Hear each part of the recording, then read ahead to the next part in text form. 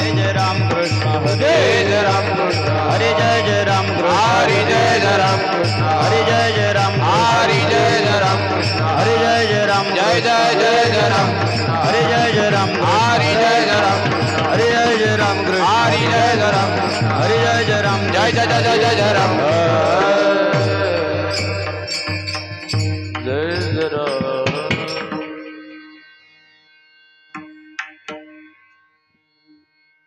रूप पाहता लोचनी सुख झाले वो साजनी रूप पाहता लोचनी सुख झाले वो साजनी तो हा विठ्ठल बरवा तो हा माधव बरवा तो हा विठ्ठल बरवा तो हा माधव बरवा रूप पाहता लोचनी सुख झाले वो साजनी पाहता लोचनी सुख झाले वो साजनी तो हा विठ्ठल बरवा तो हा माधव बरवा तो हा माधव बरवा तो हा माधव बरवा रूप पाहता लोचनी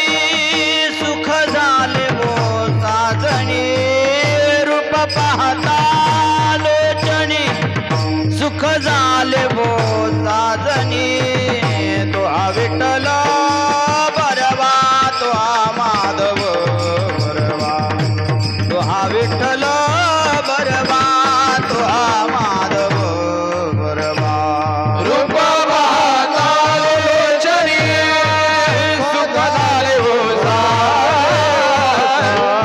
लोचनी सुख झाले हो साजनी तो हा विठ्ठल बरवा तो हा माधव बरवा तो हा विठ्ठल बरवा तो हा माधव बरवा बहुत सुकृताची जोडी म्हणून विठ्ठली आवडी बहुत सुकृताची जोडी म्हणून विठ्ठली आवडी बहुत सुकृताची जोडी म्हणून विठ्ठली आवडी बहुत सुकृताची जोडी म्हणून विठ्ठली आवडी सुकृताची जोडी म्हणून विठ्ठली आवडी बहुत सुकृताची जोडी म्हणून विठ्ठली आवडी तो हा विठ्ठल बरवा तो हा माधव बरवा तो हा विठ्ठल बरवा तो हा माधव बरवा बहुत सुकृताची जोडी म्हणून विठ्ठली आवडी हा विठ्ठल जोडी म्हणून विठ्ठली आवडी तो हा विठ्ठल बरवा तो हा माधव बरवा तो हा माधव बरवा सर्व सुखाचे आगर सर्व सुखाचे आगर सर्व सुखाचे आगर सर्व सुखाचे आगर सर्व सुखाचे आगर सर्व सुखाचे आगर सर्व सुखाचे आगर सर्व सुखाचे आगर ओ सर्व सुखाचे सर्व सुखाचे आगर सर्व सुखाचे आगर सर्व सुखाचे आगर सर्व सुखाचे आगर सर्व सुखाचे आगर सर्व सुखाचे आगर सुखाचे आगर बाप रखमा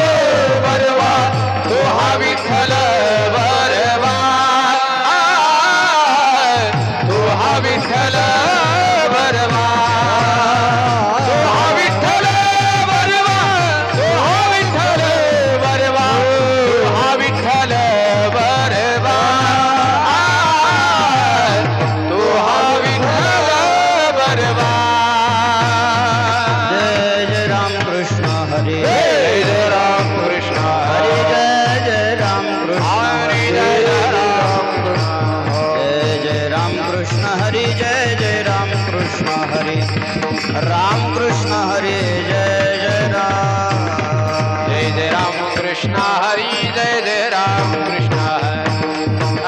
कृष्ण हरि जय जय राम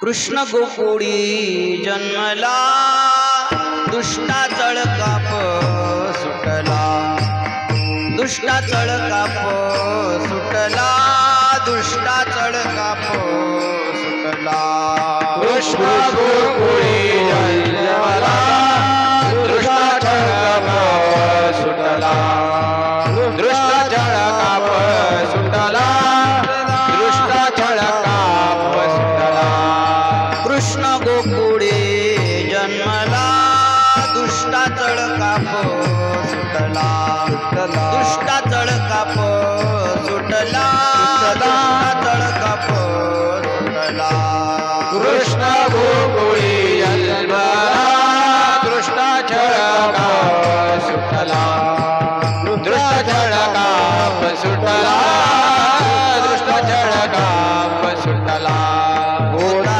कृष्णाचा अवतार होता कृष्णाचा अवतार होता कृष्णाचा अवतार होता कृष्णाचा अवतार होता कृष्णाचा अवतार आनंद करीती घरोघर आनंद करीती घरोघर आनंद करीती घरोघर होता कृष्णाचा अवतार आनंद करते घरोघर आनंद करते घरोघर आनंद करते घरोघर सदा नाम वाचे गाती प्रेमे आनंदे नाचते प्रेमे आनंदे नाचते प्रेमे आनंदे नाचते सदा नाम वाचे गाते प्रेम आनंदी नाचती प्रेम आनंदी नाचती प्रेम आनंदी नाचती होता कृष्णाचा अवतार होता कृष्णाचा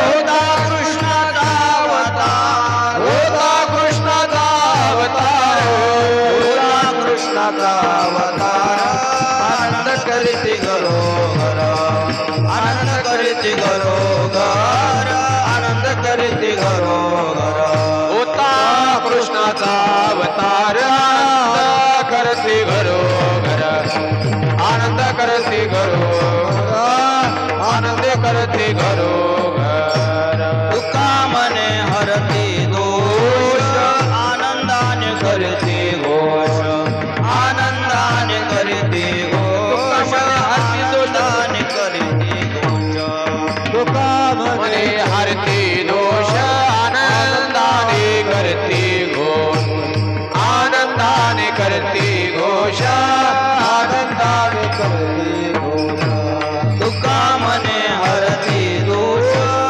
आनंदाने करते घोष आनंदाने करते घोष मने हरती दोष आनंदाने करते घोष तुका मने हरते दोष आनंदाने करते घोष आनंदाने करते घोष आनंदाने करते घोष होता कृष्णाचा अवतार होता कृष्णाचा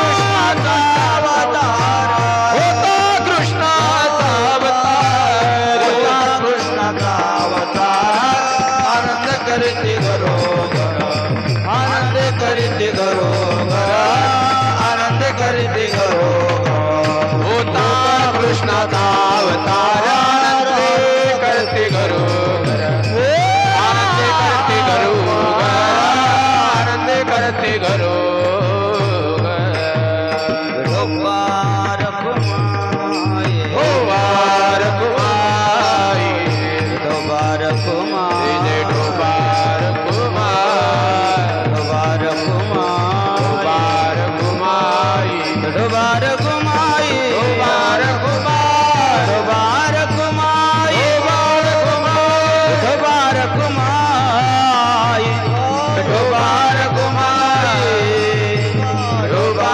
रखुमाई विठोबा रखुमाई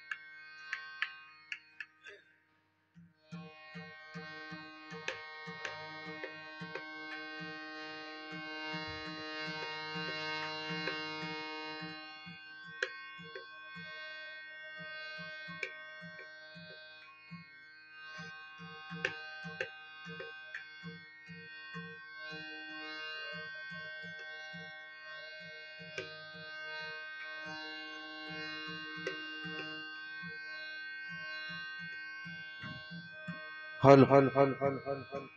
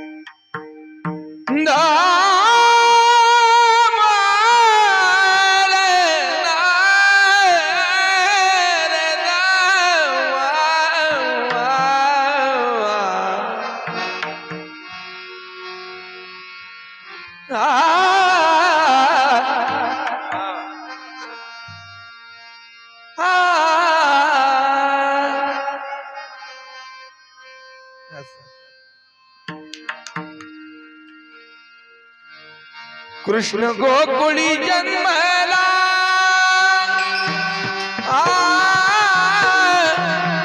कृष्ण गोकुळी जन्मला कृष्ण गोकुळी जन्मला गोकुळी जन्मला ओ कृष्ण गोकुळी जन्मला कृष्ण गोकुळी जन्मला जन्मला कृष्ण गोकुळी जन्मला कृष्ण गोकुळी जन्मला जन्मला कृष्ण गोकुळी जन्मला हे कृष्ण गोकुळी जन्मला जन्मला गोकुळी जन्मला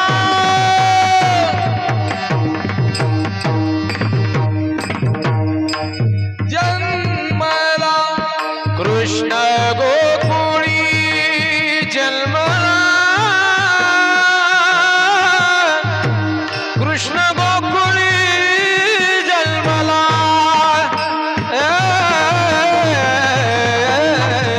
कृष्ण गोकुळी जन्मला कृष्ण गोकुळी जन्मला जन्मला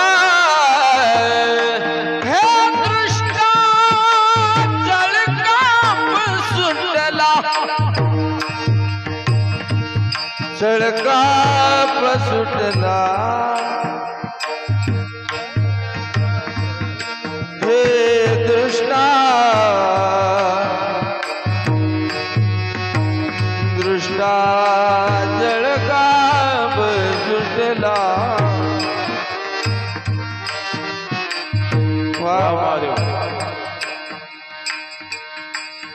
दृष्टा जळकाप सुटला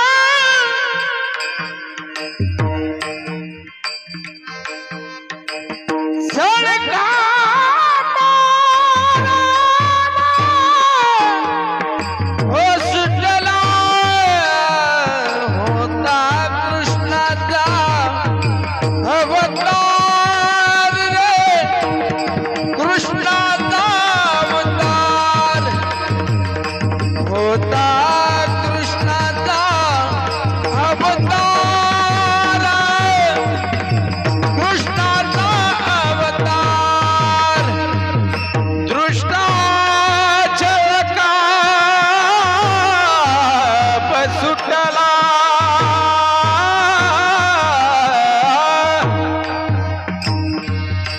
दृष्टा जळकाप सुटला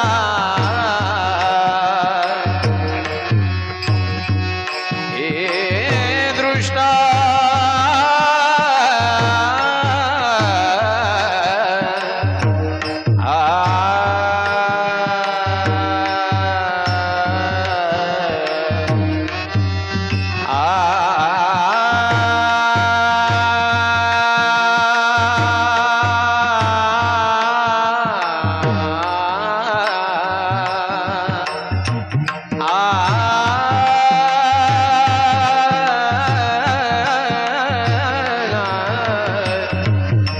सुटला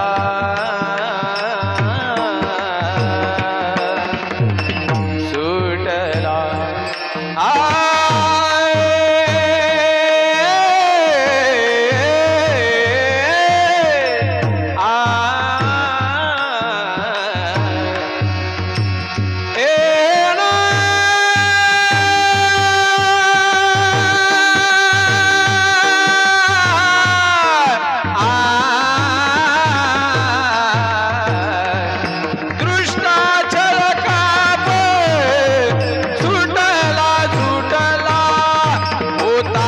कृष्णाचा अवतार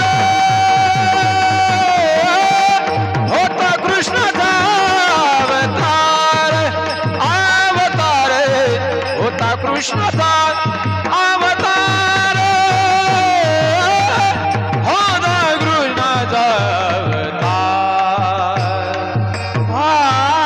आनंद करीती घरोघर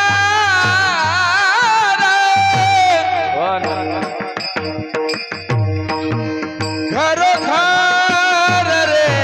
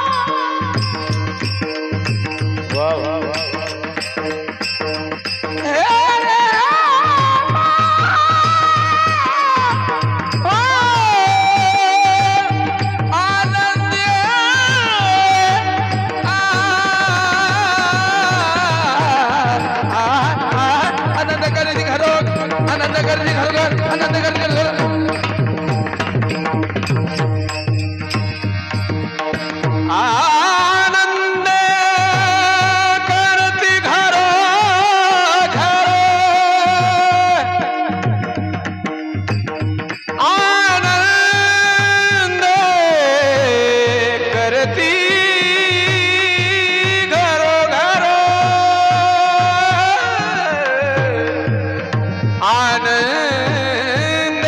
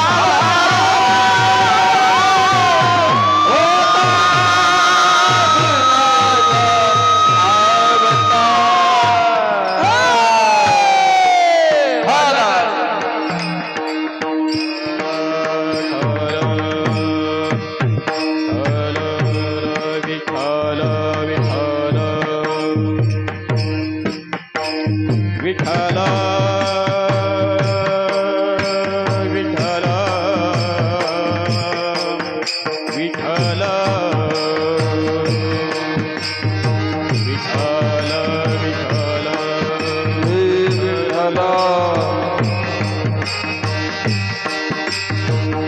कुंडली गवधारी विठ्ठल श्री ज्ञानदेव पंढरीनाथ भगवान की जय माऊली ज्ञानेश्वर महाराज की जय गुरु तुकाराम महाराज की जय विठ्ठला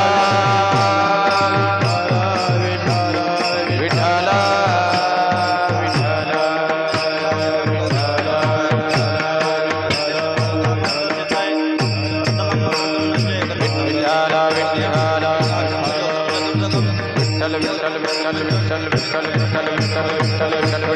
विठ्ठल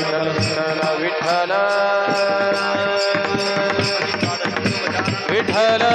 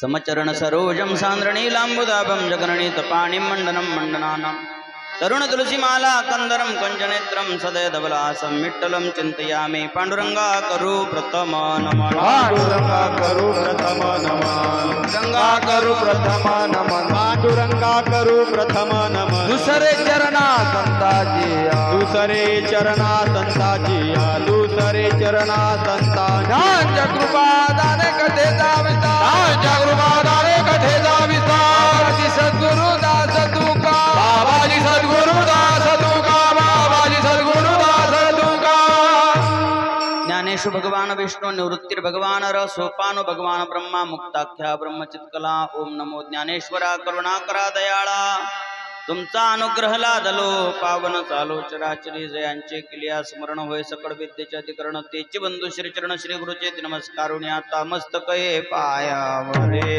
मस्तक हे पायावरी मस्तक हे पायावरी मस्तक हे पायावरी यावार करी संतांच्या यावार करी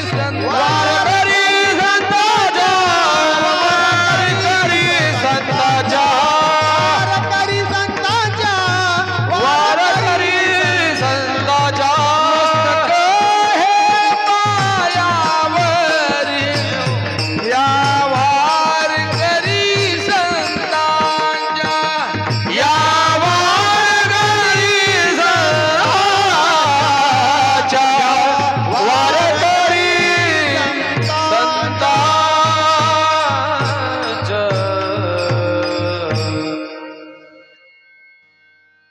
कृष्ण गोकुळी जन्मला दुष्टा चळकाप सुटला होता कृष्णाचा अवतार आनंद करीती घरोघर सदा नाम वाचे गाती प्रेमे आनंदे नाचती होता कृष्णाचा अवतार आनंद करीती घरोघर तुका म्हणे हरती दोष आनंदाने करीती घोष होता कृष्णाचा अवतार आनंद करीती घरोघर अखिल गुणनिधान सच्चिदानंद घन अकारण करुणावरून आलय भक्तवत्सल भगवान श्री रुक्मिणी पांडुरंगाच्या चरणावर नतमस्तकून भगवत सेवेला आरंभ करायचा आहे. माऊली महावैष्णव ज्ञानेश्वर भगवान जगद्गुरु तुकाराम महाराज विश्ववंद्य शांती ब्रह्म पैठण निवासी एकनाथ महाराज चराचर व्याप्त समर्थ सद्गुरु गजानन महाराज समर्थ सद्गुरु मुंगसाजी महाराज शंकर सिंग महाराज अर्जुन महाराज आदिशक्ती मुक्ताबाई आणि अखिल विश्वातील अखिल साधू संतांच्या चरणावर नतमस्तकून भगवत सेवेला आरंभ करायचा आहे.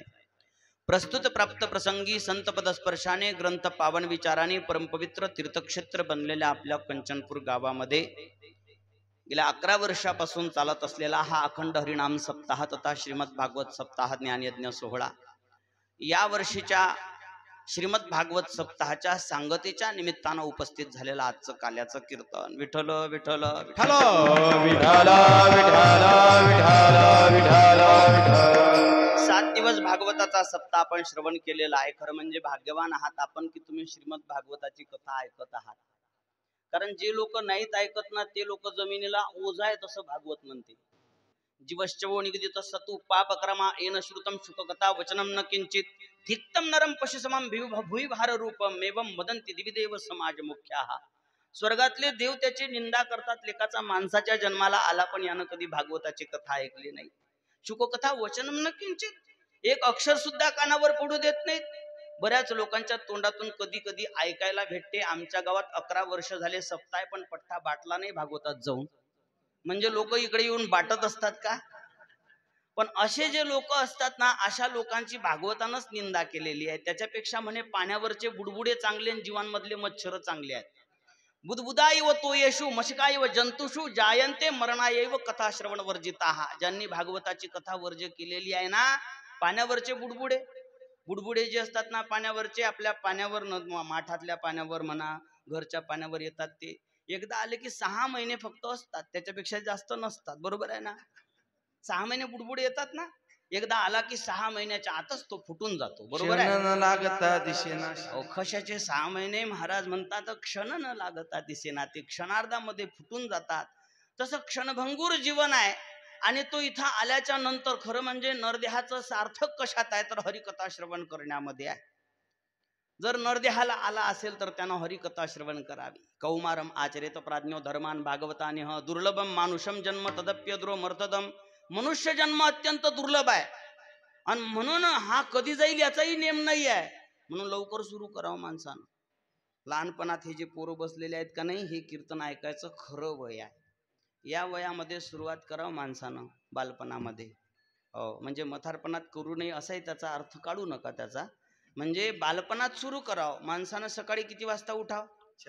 4 वाजता नाही जेवायला तर 5 वाजता नाही जेवायला तर 6 वाजता नाही जेवायला तर 7 वाजता जेवणे आला तर कमीत कमी 12 वाजता तर उठा. दुपारी नाही जेवायला सकाळी 4 वाजता तर का उठूच नाही का? जब जागो तब सवेरा. तसं बालपणातच सुरुवात करावं. पण नाही बालपणामध्ये काही कारणानं सुरुवात केल्या गेली तर तरणा भाग्यवंत नटे हरिकीर्तनात.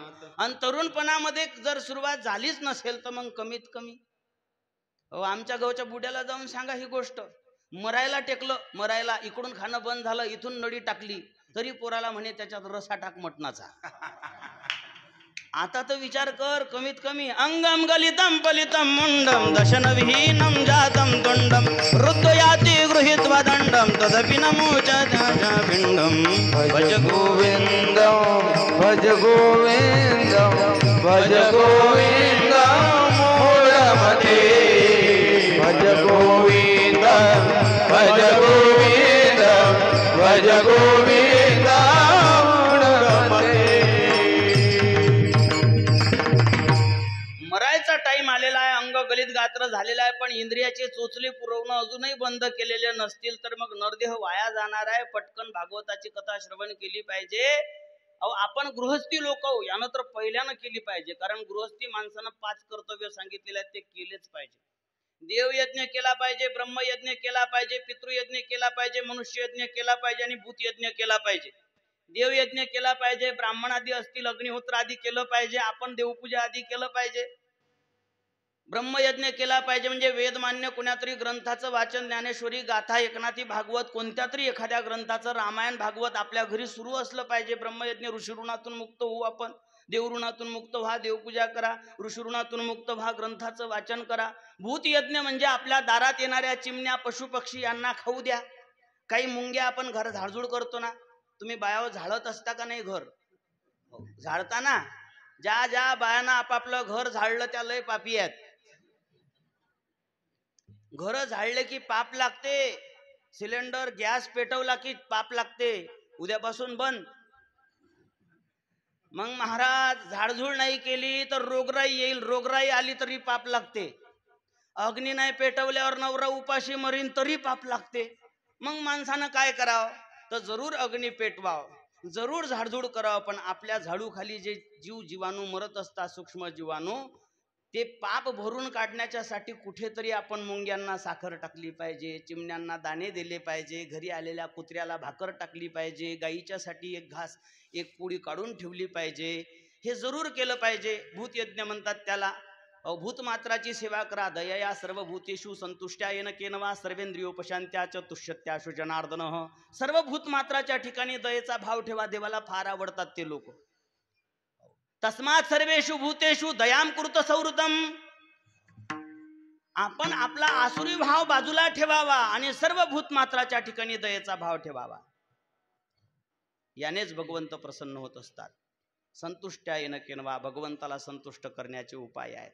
भूतयज्ञ करा, पितृयज्ञ, श्राद्ध, तर्पणादी क्रिया कराव्या लागत असतात गृहस्थ्याला, त्या केल्या पाहिजे. या सगळ्यांमधला ब्रह्मयज्ञ म्हणजे आपल्या घरी ग्रंथाचं वाचन करणे आणि जेव्हा जेव्हा कुठे कथा कीर्तन ऐकायला मिळेल तिथं जाऊन कथा कीर्तन ऐकणे. जे जे लोक भागवताची कीर्तन ऐकत नाहीत, भागवत ऐकत नाहीत, रामायण ऐकत नाहीत, त्यांचे कान नाही आहेत, ते सर्पाचे बिळ आहेत, असं तुलसीदासजी महाराज म्हणतात. आपलं नाव कोण घ्यायचं नाही, आपला रिपोर्ट द्यायचा नाही. ज्याला जास्त राग आला त्यानं साधू संतांच्या नावाचा रिपोर्ट द्या जा. मी त्यांच्या आधारानं सांगत आहे. जिन हरी कथा सुनई नाही काना, श्रवण रंध्र अहिभवन समाना. हो, अहिभवन म्हणजे सर्पाचं बीड. हो, बिलेबतो रुक्रम विक्रमानयन शृण्वत कर्णपुटे नरस्य जिव्वा सती दार्दुरी केवसुतन चोप गाय तुरुगाय गाथा. हो, बीड आहेत ते, बीड सर्पाचे बीड आहेत, कान नाही आहेत ते. जीभ जी भगवंताचं गुणगान करत नाही ती बेंडकाची जीभ आहे, नुसती टरटर करणारी. म्हणून असं मी म्हणत नाही बरं, असं शास्त्र सांगते, असे संत सांगतात. आणि म्हणूनच भागवत तुमच्या गावामध्ये सुरू आहे. त्यातल्या त्यात अधिकारी महात्म्याच्या मुखातून कथा श्रवण करत आहात तुम्ही, हे फार महत्वाचं आहे. 11 वर्ष झाले हरिभक्त परायण गुरुवर्य उदयजी महाराज गोंदीकर नाही का, यांच्या श्रीमुखातून आपण भागवताची कथा श्रवण करत आहात. कोणाच्या मुखातून कथा श्रवण करावी याला सुद्धा शास्त्र आहे बरं का. कोणाच्याही मुखातून श्रवण केली तर दोष लागत असतो. असं शास्त्र सांगते, संत सांगतात. तुकोबाराय म्हणतात, अहंकारानं ज्याचं मन विटाळलेलं असेल अशांच्या मुखातून कधीही श्रवण करू नये. घागर दुधाची आहे, दुधाच्या घागरीला आपण महादेवाच्या मंदिरात घेऊन जाण, महादेवाला दुधानं अभिषेक घाला, बरोबर आहे. पण त्या दुधात जर दारूचा एक थेंब पडलेला असेल तर ते दूध आता अभिषेकाच्या कामाचं राहिलेलं आहे का? नाही ना राहिलं. आता कलाकन करून खा म्हणा बेवड्याला, ते त्याच्या कामाचं आहे. इकडे आपल्या काही कामाचं राहिलेलं नाही आहे. दुधाचे घागरी मद्याचा हा बुंद पडलिया शुद्ध नोहे मग, तैशा खळा मुखे न करावे श्रवण, अन अहंकारे मन विटाळले. आम्हाला जो तो भेटते. महाराज तुम्ही फिरत असता पोरगी असली तर सांगा एखादी. महाराज तुम्ही फिरत असता पोरगी असली तर सांगा एखादी. आता पोरग कोणी विचारूनच नाही राहिलो, सगळे पोरीच विचारून राहिले. मग आम्ही म्हटलं बा हाय एक पोरगी. हो हो 32 लक्षणी पोरगी आहे, एकच नंबर आहे. हो फक्त तिला नाक नाही. नाक नाही देणे वाया गेली, वाया गेली. नाक नाही देणे वाया गेली, वाया गेली. नाक नाही देणे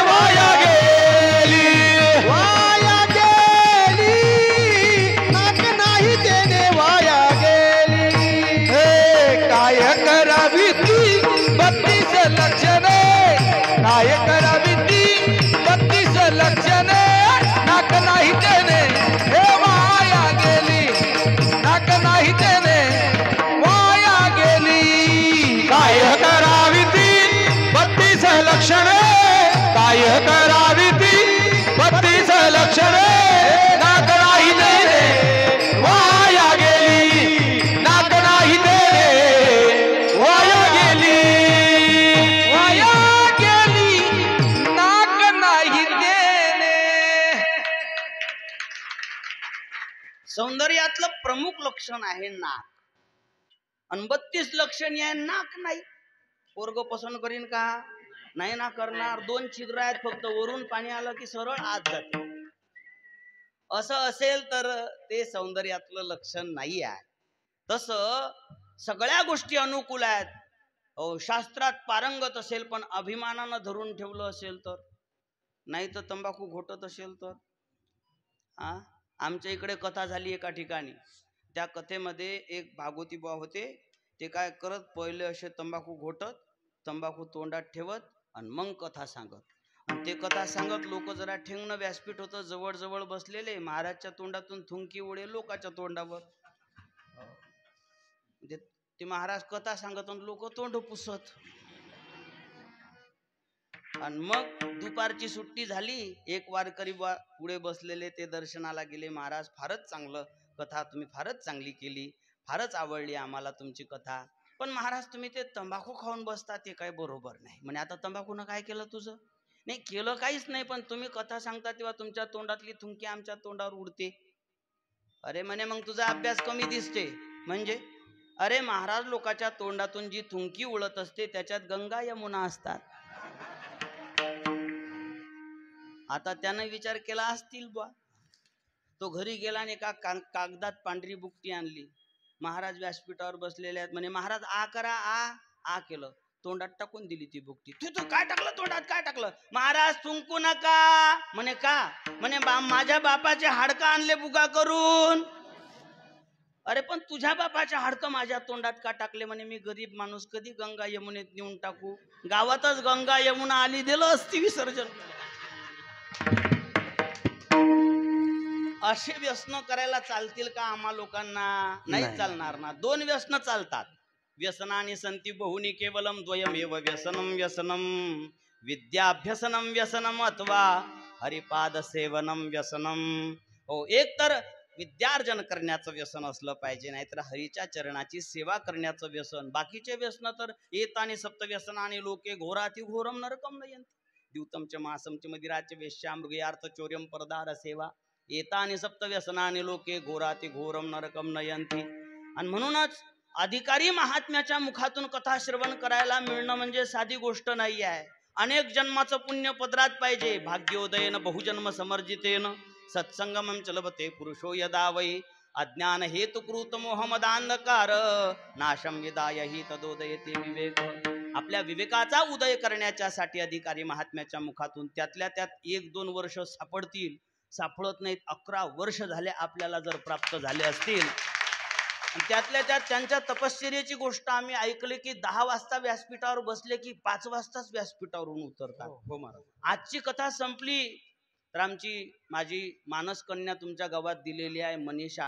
म्हणजे श्री महादेवजी दुरळकर आहेत ना, यांच्या घरी माझी मानलेली मुलगी आहे मनीषा, आमच्या गावचीच आहे. ती दिलेली आहे. ती सांगत होती की बाबा, एकदा व्यासपीठावर बसले, आता काल्याचं कीर्तन उरकेपर्यंत, आरती होईपर्यंत व्यासपीठावरून उतरणार नाही. काहीतरी नित्यनेम तर लागेल. आता आपण जिकडे जाऊन पाहू राहिलो ते तर काहीच नाही आहे. साधू संत म्हणतात, काही नित्यनेमा वीण अन्न खाई तोची श्वान. वाया मनुष्य पण भार वाहे वृषभ. त्याला काय म्हटलेलं आहे? ऋषभ म्हटलेलं आहे. म्हणजे बैल आहे, बैल असं म्हटलेलं आहे. सांगा. आणि आपल्याला असे महात्मे भेटले जे नित्यनेमामध्ये पारंगत आहे.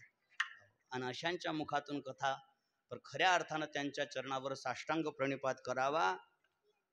असो. त्याचप्रमाणे आपल्या गावचा जो सप्ताह आहे, फार मोठा सप्ताह आहे. मोठ्या सप्त्याचे काही लोकांना मोठे लक्षणं करून ठेवलेले आहेत. ज्या सप्त्यामध्ये मोठे मोठे कीर्तनकार असतात त्याला म्हणतात मोठा सप्ताह. मोठेचा अर्थ काय? 2-2, 3-3 क्विंटलचा एक साधू असते, त्याला मोठा सप्ताह म्हणतात का? नाही. 11 वर्ष झाले आणि ऐकणाऱ्यांच्या हृदयामध्ये, चेहऱ्यावर, ज्यांच्या मुखातून आपण कथा कीर्तन श्रवण करतो त्यांच्याविषयीचा आदर झळकला म्हणजे मोठा सप्ताह आहे. आणि एक मोठ्या सप्त्याचं लक्षण हे लोक सुद्धा आहेत बरं. हे अशा तशा ठिकाणी सापडतच नाहीत बा. त्यांना माहीत का नाहीत सापडत ते. पण आमचे रवी महाराज, नाव रवी आहे, रवी म्हणजे सूर्य, आणि सूर्यासारखेच तडतड करतात ते. पखवाजावर मूर्ती लहान पण कीर्ती महान अशी जास्त प्रशंसा करत नाहीत. मला गुरु मानतात ते म्हणून. आणि आपण जास्त डोक्यावर घेऊ नये शिष्याला. प्रशंसा जास्त करीन पण ते गैरहजर असले की, ते हजर असताना जास्त करत नाहीत, पण खरोखर प्रशंसेस पात्र असे आहेत. त्याचप्रमाणे आमचे पांडुरंग महाराज हे सुद्धा उत्कृष्ट गायन करतात. टवसर असं गायन ऐकलं की ऐकतच राहावं असं वाटते.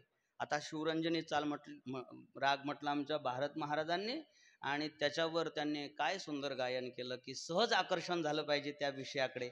एवढं सुंदर गायन आमच्या पांडुरंग महाराजांचं आहे. त्यातल्या त्यात त्यांचा स्वभावसुद्धा नितळ आणि सोजवळ स्वभाव असे ते आम्हाला भेटले. आणि त्यातल्या त्यात भारतबुवा जे आहेत यांच्याबद्दल तर कोणाला काही सांगायची गरजच नाही आहे. मला वाटते गरजच नाही आहे काही. फक्त एकच सांगतो गरज काय आहे की आमच्यावर 25 वर्ष अगोदर प्रेम करत होते, ते आजतागायत जसंच्या तसं कायम आहे. खरं म्हणजे ह्या टाळ्या तुम्ही भारतबुवासाठी नाही वाजवल्या, माझ्यासाठी वाजवल्या. कारण की 25 वर्ष त्यांचं माझ्यावर असलेलं प्रेम मी टिकून ठेवलं ना. आमचं भांडण नाही झालं कधी. आम्ही मित्र आहो, बालमित्र. पण मित्रामध्ये फार मोठ्या मोठ्या भानगडी होत असतात, पण आमचं अजून काही भांडण झालेलं नाही आहे. त्या भारतबुवाचं माझ्यावर फार नितांत म्हणजे व्यक्तिगत असं प्रेम आहे. सर्व कीर्तनकारांवर ते प्रेम करत असतील तो भाग वेगळा, पण माझ्यावरचं त्यांचं प्रेम थोडंसं व्यक्तिगत आहे. असे आमचे भारतबुवा. तर ज्यांनी आमच्या परमार्थाला खत पाणी घातलं सुरुवातीपासून. जेव्हा मी कथा कीर्तनही करत नव्हतो, ज्ञानेश्वरीचं पारायण करायचं उमरा पांगरा नावच्या गावला, आणि त्या ठिकाणापासून आतापर्यंत प्रेम तर टिकवलंच, पण भजाच्या पार्ट्या टिकवल्या हे पण महत्वाचं आहे. हो, त्यांना पाहिलं की मला एक श्लोक आठवते, भजे व्रजैक मंडनम समस्त पाप खंडन. आणि भजे खा त्वरित असे आमचे भजाचे प्रेमी आहेत. भजाचे आणि भारतबुवाची रासही एकच आहे म्हणा. त्यामुळे ज्या गावात जातात त्या गावामध्ये एक वैशिष्ट्य आहे त्यांचं, तरुण मंडळींना परमार्थासोबत जोडून ठेवतात. हा विशेष त्यांचा आहे. तर ही सर्व मंडळी आणि आपले हार्मोनियम माधव याच गावचे आहेत. सुंदर हार्मोनियम महादेव महाराज सुंदर हार्मोनियम त्यांनी वाजवली. त्यांच्याकडे सुद्धा सहज आकर्षण व्हावं अशा प्रकारे. आणि आपल्या आज कीर्तनाचे सौजन्य ज्यांनी घेतलेलं आहे ते आमचे ऋषिकेश दादा बावस्कार. हे या गावचे भाचे आहेत नाही का?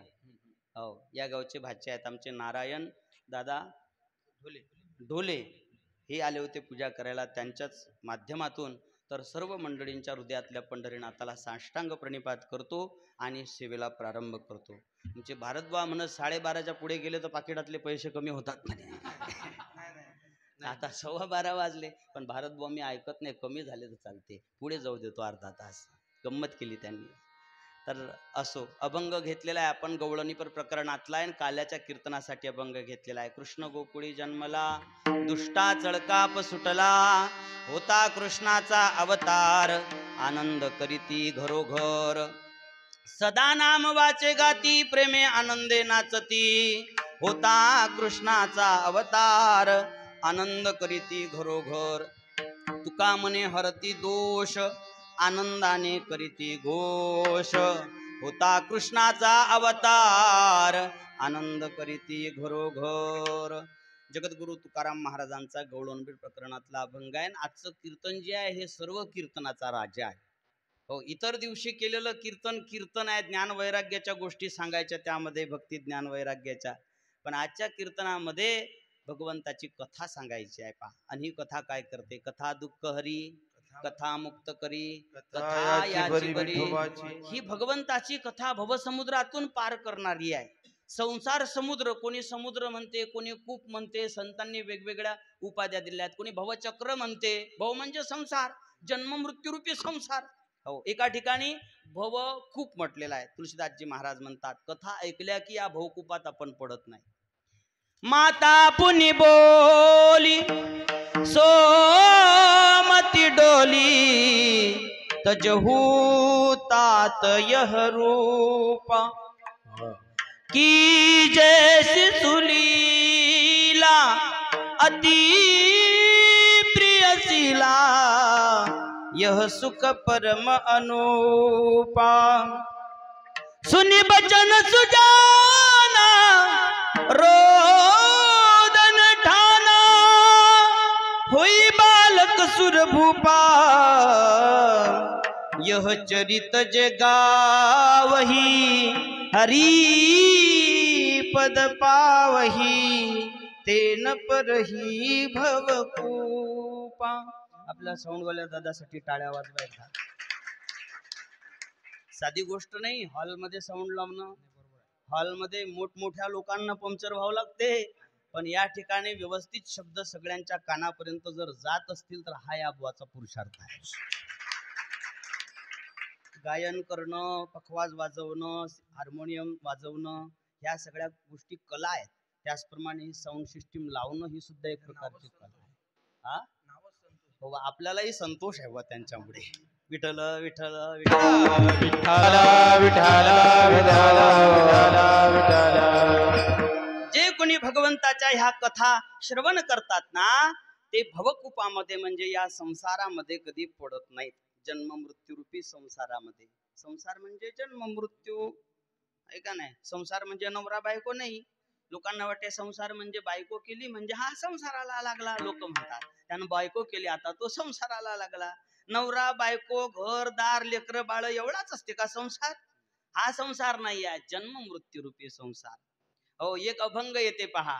त्या अभंगात म्हटलेलं आहे, पंढरीशी जारे आल्यानो संसार. म्हणजे ज्यानं ज्यानं बायको केली त्यानं पंढरपूरला जा. बरोबर आहे ना. आणि ज्याला बायका भेटल्या नाही त्या चिचीवरचे मुंजे तिकडे जाऊ नका, असा त्याचा अर्थ काढायचा का? नाही नाही. जो या शरीरात आला, शरीर सुद्धा संसाराचा आहे. शरीराचे वर्णन करत असताना म्हटलं, देहस्तिमास रुद्रिया अभिमतीम त्यजत्वम जाया सुता दिशु सदा ममता विमुंच पश्यानिशम जगदिदम क्षणभंगनिष्ठम वैराग्य राग रसिको भव भक्तिनिष्ठ. अस्तिमास रुधिराचा पिंड आहे. हा देह सुद्धा एक प्रकारचा संसार आहे. जो या देहामध्ये आलेला असेल ना, त्यानं काय करा, भगवंताच्या कथा श्रवण करा, संतांची संगती करा. धर्मं भजस्व सततम त्यजलोक धर्मान सेवस्व साधु पुरुषां जहि काम तृष्णाम अन्यस्य दोष गुण चिंतनमाशु मुक्त्वा सेवा कथा रसमहो नितराम पिबत्वम. दुसऱ्याच्या गुणदोषाचं चिंतन करत बसू नका. तो तसा, हा तसा, ही तशी, ती तशी, याच्याशी आपल्याला काही घेणं देणं नाही. हो, दुसऱ्याचे काय पाहायचे? आपल्यात उणीव वसेल ते दुसऱ्याच्या घरी पाहायचं. आपल्या घरी सोफा नसला तर लोकांच्या घरचा पाहायचा, असा घ्या लागते म्हणायचं. आपल्या घरी टीव्ही नसला तर असा लोकांच्या घरचा पाहायचा आणि तसाच्या तसा घ्यायचा. आपल्या घरी कपाट नसलं तर तसा आपल्या घरी घेण्यासाठी पाहायला हरकत नाही. आपल्या दोषाला वाण नसताना दुसऱ्यातले दोष कशाला पाहायचे? तुकोबाराय म्हणतात, कासया गुण दोष पाहू अनेकांचे आणि मज काय त्याचे उणे आहे. कबीर महाराज म्हणतात, बुरा खोजन मै गया बुरा मिला नहीं कोय जब घट भीतर देखिया तो मुझसे बुरा नहीं कोय. मी दुसऱ्याला काय वाईट म्हणू? माझ्या 8 डोकावून पाहिलं, सगळ्या जगात फिरलो, वाईट सापडलं नाही. पण 8 डोकावून पाहिल्यावर एवढं समजलं, माझ्या एवढा वाईट या जगात दुसरा कोणीच नाही. हो, म्हणून दुसऱ्याचे दोष कोण पाहायचे? ज्याच्यात दोष नसतील त्यानं. आपल्यामध्ये सगळ्यात मोठा दोष कोणता आहे सांगू का? दुसऱ्याचे दोष पाहणं हा सगळ्यात मोठा दोष आहे. विठ्ठल विठ्ठल अन्यस्य दोष गुण चिंतन माशु मुक्त्वा सेवा कथा रसमहो नितराम पिबत्वम. साधू संतांची सेवा करा. सतान प्रसंगान मम वीर्य संविदो भवंती यत्कर्ण ससा यना कथा तज्जोषणा दाश्व पवर्ग वतर्मणी. ह्या संतांच्या संगतीमध्ये अपवर्ग प्राप्त करून देणार. अपवर्ग म्हणजे जिथं प वर्ग नाही आहे तो अपवर्ग. पतन फलाशा बंद भय मृत्यू जहा पर नाये प फ ब भ म रहित स्व अपवर्ग काय. प म्हणजे पतन, फ म्हणजे फलाशा, ब म्हणजे बंधन, म म्हणजे मृत्यू, भ म्हणजे भय. या 5 गोष्टी ज्या ठिकाणी निवास करत नाहीत त्याला अपवर्ग म्हणजे मोक्ष म्हणतात. तो मोक्ष प्राप्त करून देण्याच्यासाठी संतांची संगती करा. ते काय करतात? भगवंताच्या यथार्थ कथा सांगतात. त्या यथार्थ कथा कानानं श्रवण करून आपल्या चित्ताची शुद्धी होत असते. पण त्या यथार्थ कथा श्रवण करत असताना हो, सगळ्यात महत्वाची गोष्ट ही आहे की सगळ्या कथा सारख्या नाही आहेत. लेवल सगळ्याची वेगवेगळी असते. मग कोणती कथा काल्याच्या कीर्तनात ऐकायचा याचाही एक वेगळा नियम आहे. भगवान परमात्म्याच्या कथा ऐकायच्या. पण हरी अनंत, हरी कथा अनंता. भगवंत अनंत आहे. भगवंताचे अवतार किती आहेत? अहो, तुळशीदासजी महाराज तर म्हणतात अनंत अवतार आहेत. भागवत म्हणते 24 अवतार आहेत. संत मालिकेमध्ये 10 अवतार सांगितलेले आहेत. अनंत माना, 10 माना, 24 माना, हे सगळेच्या सगळे अवतार 6 प्रकारामध्ये मोडत असतात. अंश, अंशांश, आवेश, कला, पूर्ण आणि पूर्णोत्तम या 6 प्रकारामध्ये मोडतात. मग आपल्याला कथा ऐकायची आहे तर आपल्याला प्रभावी कथा कोणती आहे जी लवकर आपल्याला मुक्त करणार आहे? तर पूर्ण अवताराची कथा आहे. पूर्ण अवतार 2 आहेत. पूर्ण अवतार राम, कृष्ण. राम आणि कृष्ण या दोघांच्या कथा पूर्ण अवतारातल्या कथा मानल्या जातात, पण त्यातही थोडा भेद आहे. राम पूर्ण आहेत तर कृष्ण पूर्णोत्तम आहेत. पूर्ण आणि पूर्णोत्तम मध्ये काय फरक आहे? पूर्ण अवतार काहीही करण्याचं सामर्थ्य ज्याच्यामध्ये आहे त्याला पूर्ण म्हणतात, पण काहीही करण्याचं स्वातंत्र्य मात्र नाही आहे. हो, भगवान श्रीरामाला सुद्धा म्हणावं लागतं, बोलीला वाल्मिक तैसेची करीन अन वर्तोनी दावेन नामा म्हणे. जसं वाल्मिकीनं रामायणात लिहून ठेवलं तसंच मी करीन. हो, राम रावणाच्या युद्धामध्ये कुंभकर्ण झोपलेला होता. कोणालाच राम आटपत नाही समजल्यावर रावणानं कुंभकर्णाला उठवण्याच्यासाठी लोक पाठवले. भाले टोचू टोचू उठवायला लागले, उठतच नव्हतं ते. आणि मग त्याला भाजी बिजी बनवली असेल, चांगली वास आला नाकात त्याच्या, उठल्याबरोबर म्हशी खाल्ल्या त्यानं. म्हैस गाई गरी मध्ये राबा नागर जावज राघाद जमाना. कुंभकर्ण दुर्मद रणरंगा चला दुर्गत जी सेन संगा. चला दुर्गत जी सेन संगा. हो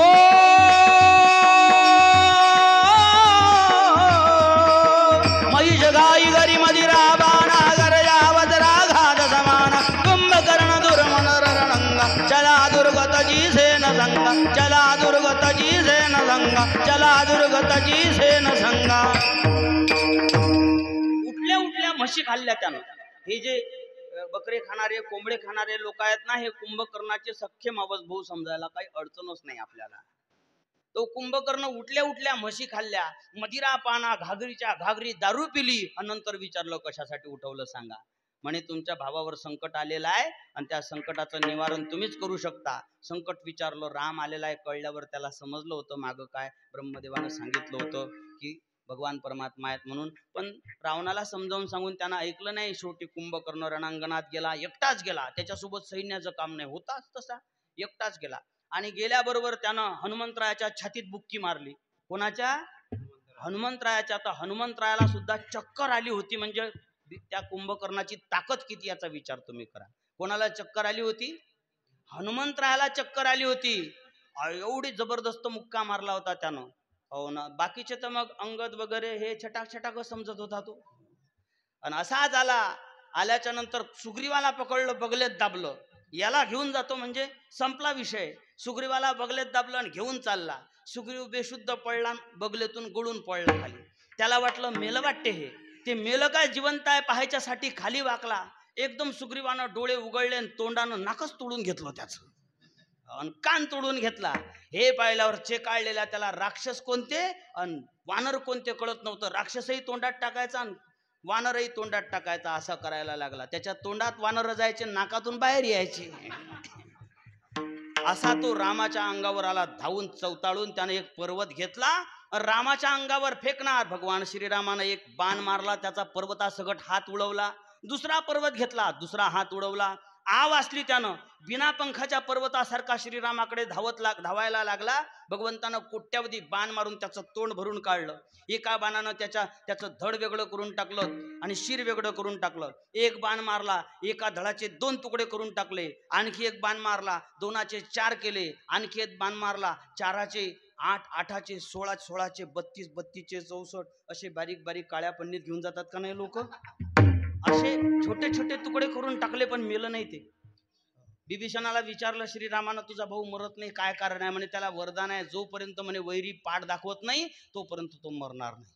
असं का? म्हणे हो, तुम्ही फक्त एकदा पाठ दाखवा. म्हणे मी राम आहे, राम मी पाठ नसतो दाखवत कोणाला. हो, मी दाखवली असती, पण वाल्मिकीनं रामायणात तसं लिहिलेलं नाही. आणि जर रामायणात तसं लिहिलेलं नसेल तर मी तसं करणार नाही. इथपर्यंत सांगायचं होतं, पण पुढचं ते शेपूट राहून जाईल आणि पुढे काय झालं हे तुम्हाला समजलं पाहिजे म्हणून तेवढं सांगून देतो मी. शेपूट तेवढं काम नसताना देतो सांगून. तर त्याचं असं झालं की भगवान श्रीराम काही पाठ दाखवत नाही तर हे काही मरत नाही. पाठ दाखवल्याशिवाय मरत नाही. अंगद म्हणे दाखवाना पाठ एकदा, म्हणे मी नाही दाखवत. सुग्रीव म्हणे दाखवाना पाठ एकदा, म्हणे मी नाही दाखवत. विभीषण म्हणे दाखवाना पाठ एकदा, म्हणे मी नाही दाखवत. नल नील आले दाखवाना पाठ, म्हणे मी नाही दाखवत. हनुमंतराय आले. हनुमंतराय म्हणजे बुद्धिमताम वरिष्ठम. हनुमंतराय म्हणत काय मेळा आहे, काय सुरू आहे हे? म्हणे काही नाही, ते पाठ दाखवली की मरते, पण देव पाठच नाही दाखवून राहिले. बाजूला म्हणे सगळे. भगवान हनुमंतराय गेले भगवंताच्या पाठीमागून आणि कानात शेपूट घातलं. कानाला झाल्या गुदगुल्या. काय झालं रे? इकडे पाहिलं, इकडे हे मरून पडलं. तर ते आता तो विषय महत्वाचा नाही. महत्वाचा काय, तसं मी करणार नाही. काय करणार नाही? रामायणात जसं लिहिलेलं नाही असे एक प्रसंग नाही. रामायणामध्ये असे असंख्य रावणाच्या पत्नीचा प्रसंग, बरेच प्रसंग सांगता येतील आपल्याला, की असे बरेच प्रसंग आलेले आहेत. तिथं भगवान श्रीरामानं म्हटलं की वाल्मिकीनं जर रामायणात तसं लिहिलेलं नसेल तर मी ते करणार नाही. पण भगवान श्रीकृष्णाचं मात्र तसं काहीही करण्याचं सामर्थ्य आणि काहीही करण्याचं स्वातंत्र्य, या दोन्ही गोष्टी भगवान श्रीकृष्णाकडे आहेत. म्हणून कोणाचं चरित्र सांगायचं, रामाचं का कृष्णाचं?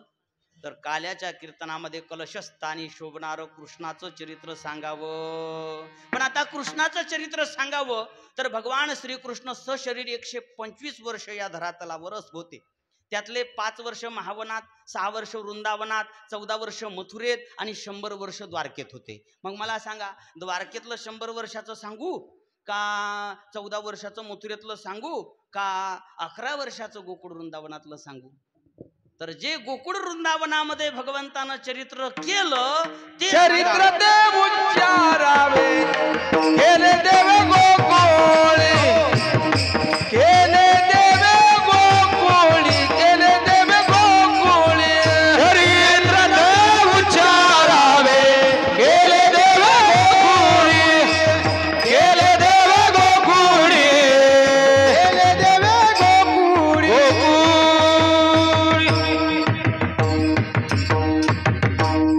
चरित्र ते उच्चारावे. कोणते? जे गोकुळ वृंदावन. मग महावनातले 5 वर्ष आणि वृंदावनातले 6 वर्ष, या 11 वर्षामध्ये भगवंतानं जे चरित्र गोकुळामध्ये करून ठेवलं ते चरित्र सांगावं असा विषय आहे. आणि चरित्र भगवंताचं जन्म झाल्यानंतर सुरू नाही झालं.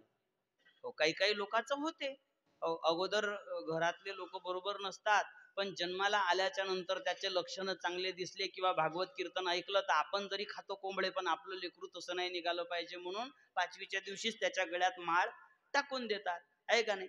काही काही लोक, काही काही माया म्हणतात आपलं काय खोबरं भेटते बुधवारच्या भाजीशिवाय, आताच नका टाकू, त्याच्या मनानं टाकीन. मग त्याचं चरित्र चटकन सुरू होत नाही. मग पुढे हळूहळू जर त्याच्यात काही सत्संगानं प्रभाव पडला सत्संगाचा, तर तो त्याच्या हातानं कुण्यातरी संताच्या हातून माळ गळ्यात घालून घेते आणि त्याचं चरित्र सुरू होते. काही काही लोकांचं चरित्र तर लग्न झाल्यावर सुरू होते. बायको जर चांगली भेटली तर बायको म्हणते माळ टाकाच लागते, आणि बायकोचं साधूचं नाही ऐकणार माणूस, पण बायकोचं ऐकाच लागते. मग लग्न झाल्यावर काही काही लोकांचं, काही काही लोकांचं मग अगदी मथारपणी एकदम दातबीत पडले की मग येतात ते, महाराज एखादी माळ असेल तर द्या बरं टाकून. अजून माळ नाही का टाकली? दात चांगले होते ना.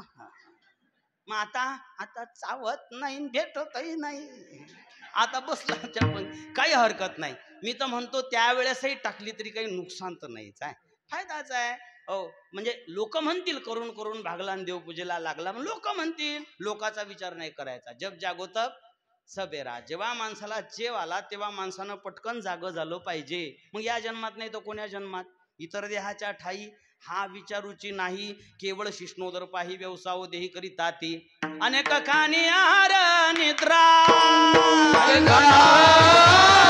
निद्रा भय मैथुनाचा जी धारा, तारा ओ बालत्व तारुण्य जरा, ओ बालत्व तारुण्य जरा,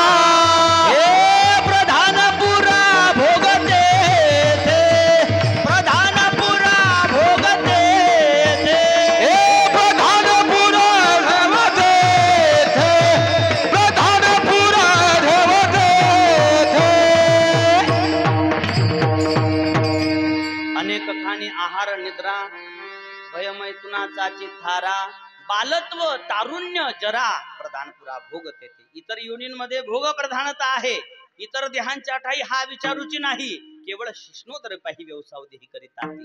आहार निद्रा भयमैथुन आणि सामान्य मेतत पशुवीर्ण राणाम ज्ञानमी तेषामध्ये को विशेषो ज्ञानहीन ज्ञानेन हीन पशुभी समाना. जर एखादा माणूस तसंच आचरण करत असेल तर तो ज्ञानहीन पशुच्या सारखा आहे असं म्हटलेलं आहे.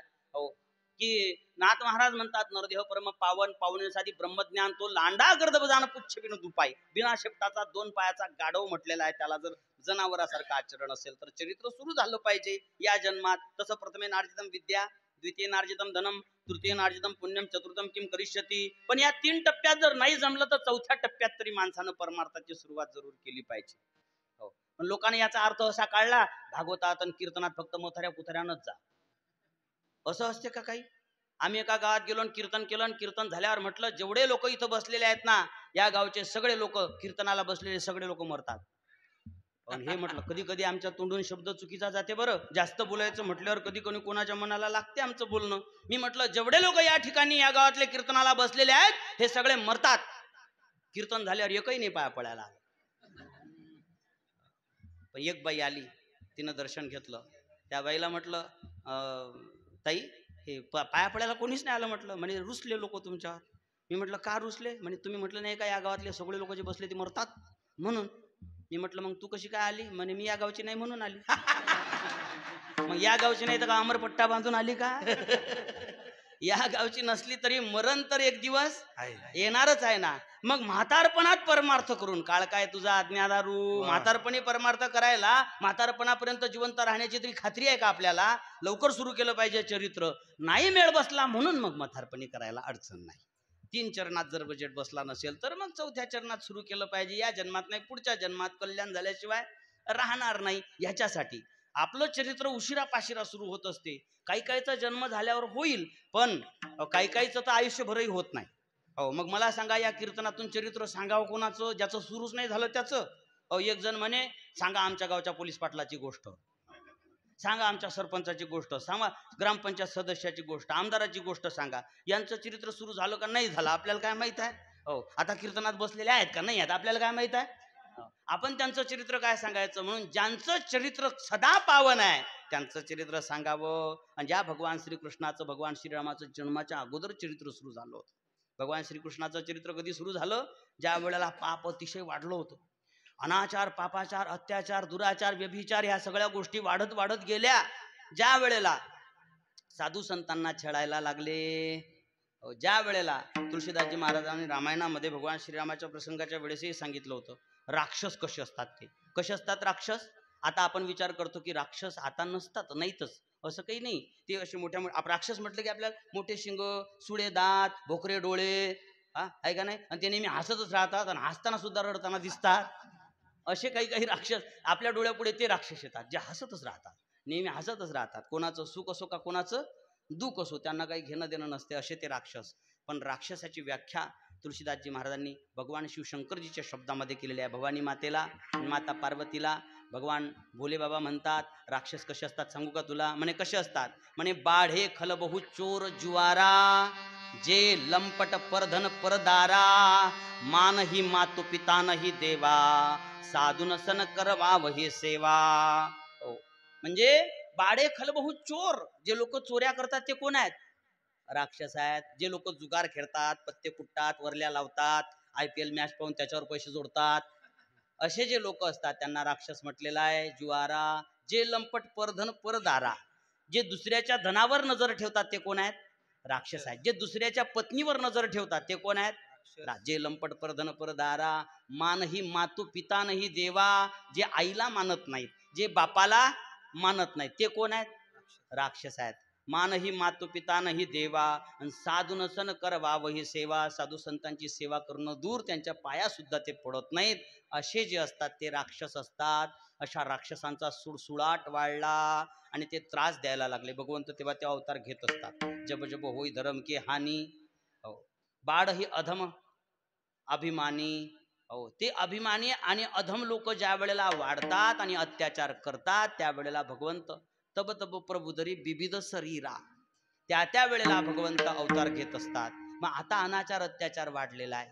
भगवंताच्या जवळ जाऊन सांगायला पाहिजे गोमातेला त्रास सहन होत नाही. गोमाता पृथ्वी माता गाईचं रूप धारण करते आणि सर्व देव ऋषी समुदायामध्ये जाऊन त्यांना सांगते, धेनो रूपधारी, धेनो रूपधारी, धेनो रूपधारी, हृदय विचारी, धेनो रूपधारी, धेनो रूपधारी, धेनो रूपधारी, हृदय विचारी,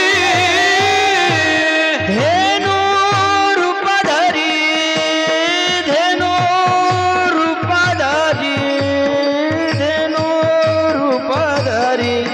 हृदय विचारी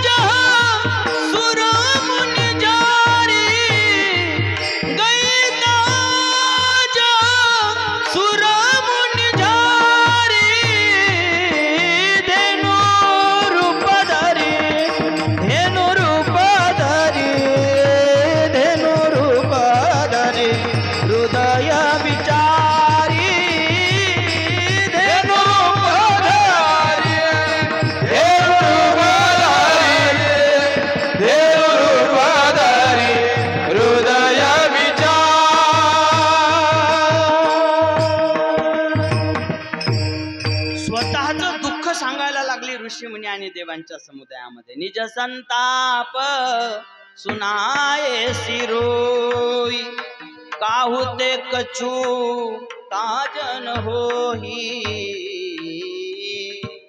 वत्सरूपी पृथ्वी ब्रह्म्यापाशी जाय, तिच्या नेत्रातून पाणी वाहत आहे, रडत आहे. आणि गाय रडणं हा अपशकुन आहे.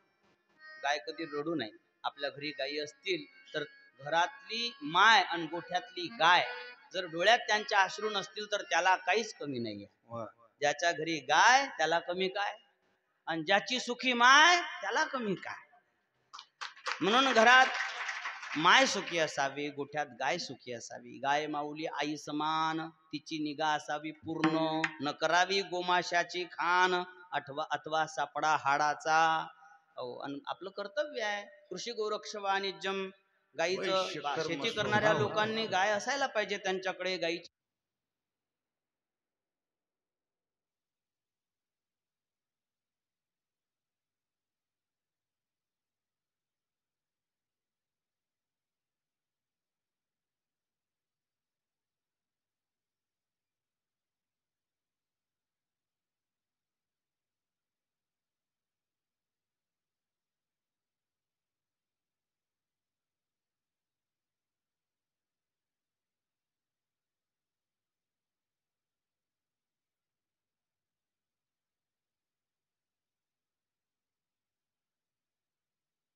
समुदायामध्ये गेली आणि ब्रह्मदेव आदी सगळ्यांच्या जवळ जाऊन ती आपलं दुःख सांगायला लागली. मला पाप्यांचं ओझं होत नाही, मला पापाचं ओझं होते. हे पाप संपलं पाहिजे, याच्यासाठी भगवंताच्या जवळ जाऊन प्रार्थना करा. हे सगळेजण गेले. क्षीरसमुद्रामध्ये भगवंताला म्हणाले, वासुदेवा ऋषिकेशा माधवा मधुसूदना करिता तिस्तवना पुरुषसुक्ते पद्मना भात्रिलोकेशा वामना शेषशाही आम्हा कोणी नाही तुझं बेन. भगवंता लवकर अवतार घ्या. पृथ्वीला आता या पापाचं ओझं काही सहन होत नाही आहे. भगवंतानं सांगितलं, काळजी करू नका, मी लवकरच वसुदेव आणि देवकी यांच्या पोटी अवतार घेणार आहे. आणि वसुदेव देवकी, देवकी कोण होती? देवकी होती कंसाची बहीण. कंस कोण होता? कंस होता असुर. मग असुराची बहीण होती का नाही ती? आणि तोच कंस भगवान श्रीकृष्णाचा होता मामा. आता बजेट कसा बसवावा तुम्ही सांगा. यांच्या जातीचा बजेट कसा बसवायचा? हा जर राक्षस होता तर तो कृष्णाचा मामा कसा? हा एक मोठा प्रश्न आहे ना. थोडासा तो प्रश्न निरसन करण्याचा प्रयत्न करतो. ही जी उग्रसेनाची पत्नी होती का नाही, एक दिवस वनविहार करत असताना तिच्या गर्भावर द्रुमिल नावाच्या दैत्याची सावली पडली. आणि त्याचा परिणाम असा झाला की त्या दैत्याचे सगळेच्या सगळे गुण त्याच्यामध्ये उतरले. आणि काही पुराणामध्ये तर असा वर्णन आलेला आहे की उग्रसेनाच्या पत्नीच्या सोबत जबरदस्तीनं व्यभिचार केल्यामुळे तिच्या गर्भामध्ये द्रुमिल नावाच्या दैत्याचाच मुलगा राहत होता. हा उग्रसेनाचा क्षेत्रच पुत्र नव्हता, औरस पुत्र नव्हता, तर क्षेत्रच पुत्र होता असं वर्णन आलेलं आहे. आणि म्हणूनच त्याच्यामध्ये राक्षसाचे सगळे गुण होते.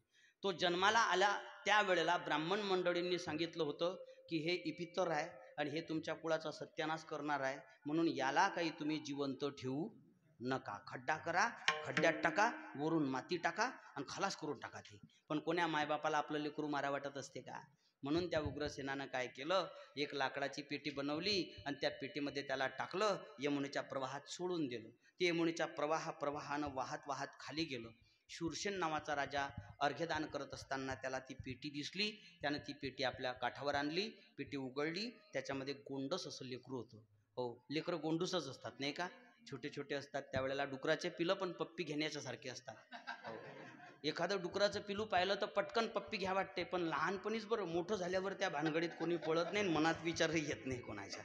पण लहानपणी लहान लहान असताना चांगले दिसतात, गोंडच दिसतात लेकरं, सगळेच लेकरं चांगले दिसतात. एखादं लेकरू लहान असेल आणि इथून तिथपर्यंत जर जात असेल ना ते छोट्या छोट्या पायानं, तर 5-25 गतिरोधक तर सहज लागतात. ए रे बाबू घेऊ दे मुका, ए रे बाबू घेऊ दे मुका, ए रे बाबू घेऊ दे मुका. पण लहानपणी ते मोठं झालं, म्हातारं झालं, दात पडले, डोबले पडले, कोणी म्हणते का आबा इकडे यावं, एक मुका घेऊ दे. आता कोणी म्हणत नाही, पण बालपणी ते चांगले दिसत असतात. तसं कंसही बालपणी मोठा गोंडस होता. शूरसेन राजानं विचार केला आपल्या पोरासोबत मोठं करू त्याला, म्हणून वसुदेवाच्या सोबत त्याला मोठं केलं. एक दिवस नारदजीची भेट झाली. त्याला म्हणे का रे कोणाचं पोरगा आहेस तू? म्हणे मी शूरसेनाचं. म्हणे शूरसेनाचं नाही आहेस मग? म्हणे तू उग्रसेनाचा पोरगा आहेस. असं? मग उग्रसेनाचा मी इकडे कसा काय? मग सगळी तंबूतपरी सगळी पाण्यात सोडलं वगैरे. म्हणे बापाचा जीवच घेतो म्हणे मी. म्हणे तू नाही मारू शकत, कारण तुझ्यात तेवढी ताकद नाही आहे. मग त्यानं तपश्चर्या केली, भोलेबाबाला प्रसन्न करून घेतलं. भोलेनाथ प्रसन्न झाल्यावर म्हणे की आता मला वरदान द्या. म्हणे काय? म्हणे मी मेलो नाही पाहिजे. म्हणे बा मी हुशार झालो आता. एकदा एक होतं ते शकुनी राक्षसाचं पोरग, त्याचं नाव होतं रुकासूर, आणि त्यानं मला वरदान मागितलं ज्याच्या मस्तकावर हात ठेवून त्याचं भस्म झालं पाहिजे. मी विचार न करता तथास्तु म्हटलं, ते माझ्याच मागं लागलं होतं. तेव्हापासून मी विचार करून कामं करतो. मी हे अमर व्हायचं वरदान तुला देत नाही. म्हणे मग कोणतं देता? म्हणे हा धनुष्य घे. म्हणे याचं काय करू? म्हणे हा धनुष्य आहे नारायण माझा, हा नारायणाशिवाय दुसऱ्या कोणाला मोडणार नाही, हा जो मोडेल तोच तुला मारेल. याला वाटलं नारायण काही येत नाही, मी काही आता मरत नाही. त्यानं तो धनुष्य घेतला आणि त्याच्यासारखे शक्तिशाली राक्षस जमा केले. शक्तासूर, तृणावर्त, अघासूर, पूतना आदी या सगळ्या राक्षसांना सोबत घेऊन उग्रसेनावर चाल केली. उग्रसेनाला कारागृहामध्ये टाकून दिलं आणि जबरदस्तीचा राजा झाला. म्हणून तो असुर होता, जरी मामा होता तरी पण असुर होता. हा एक अर्थ काढा. आणि दुसरा अर्थ, ज्याचं आचरण चांगलं त्याला असुर कसं म्हणता?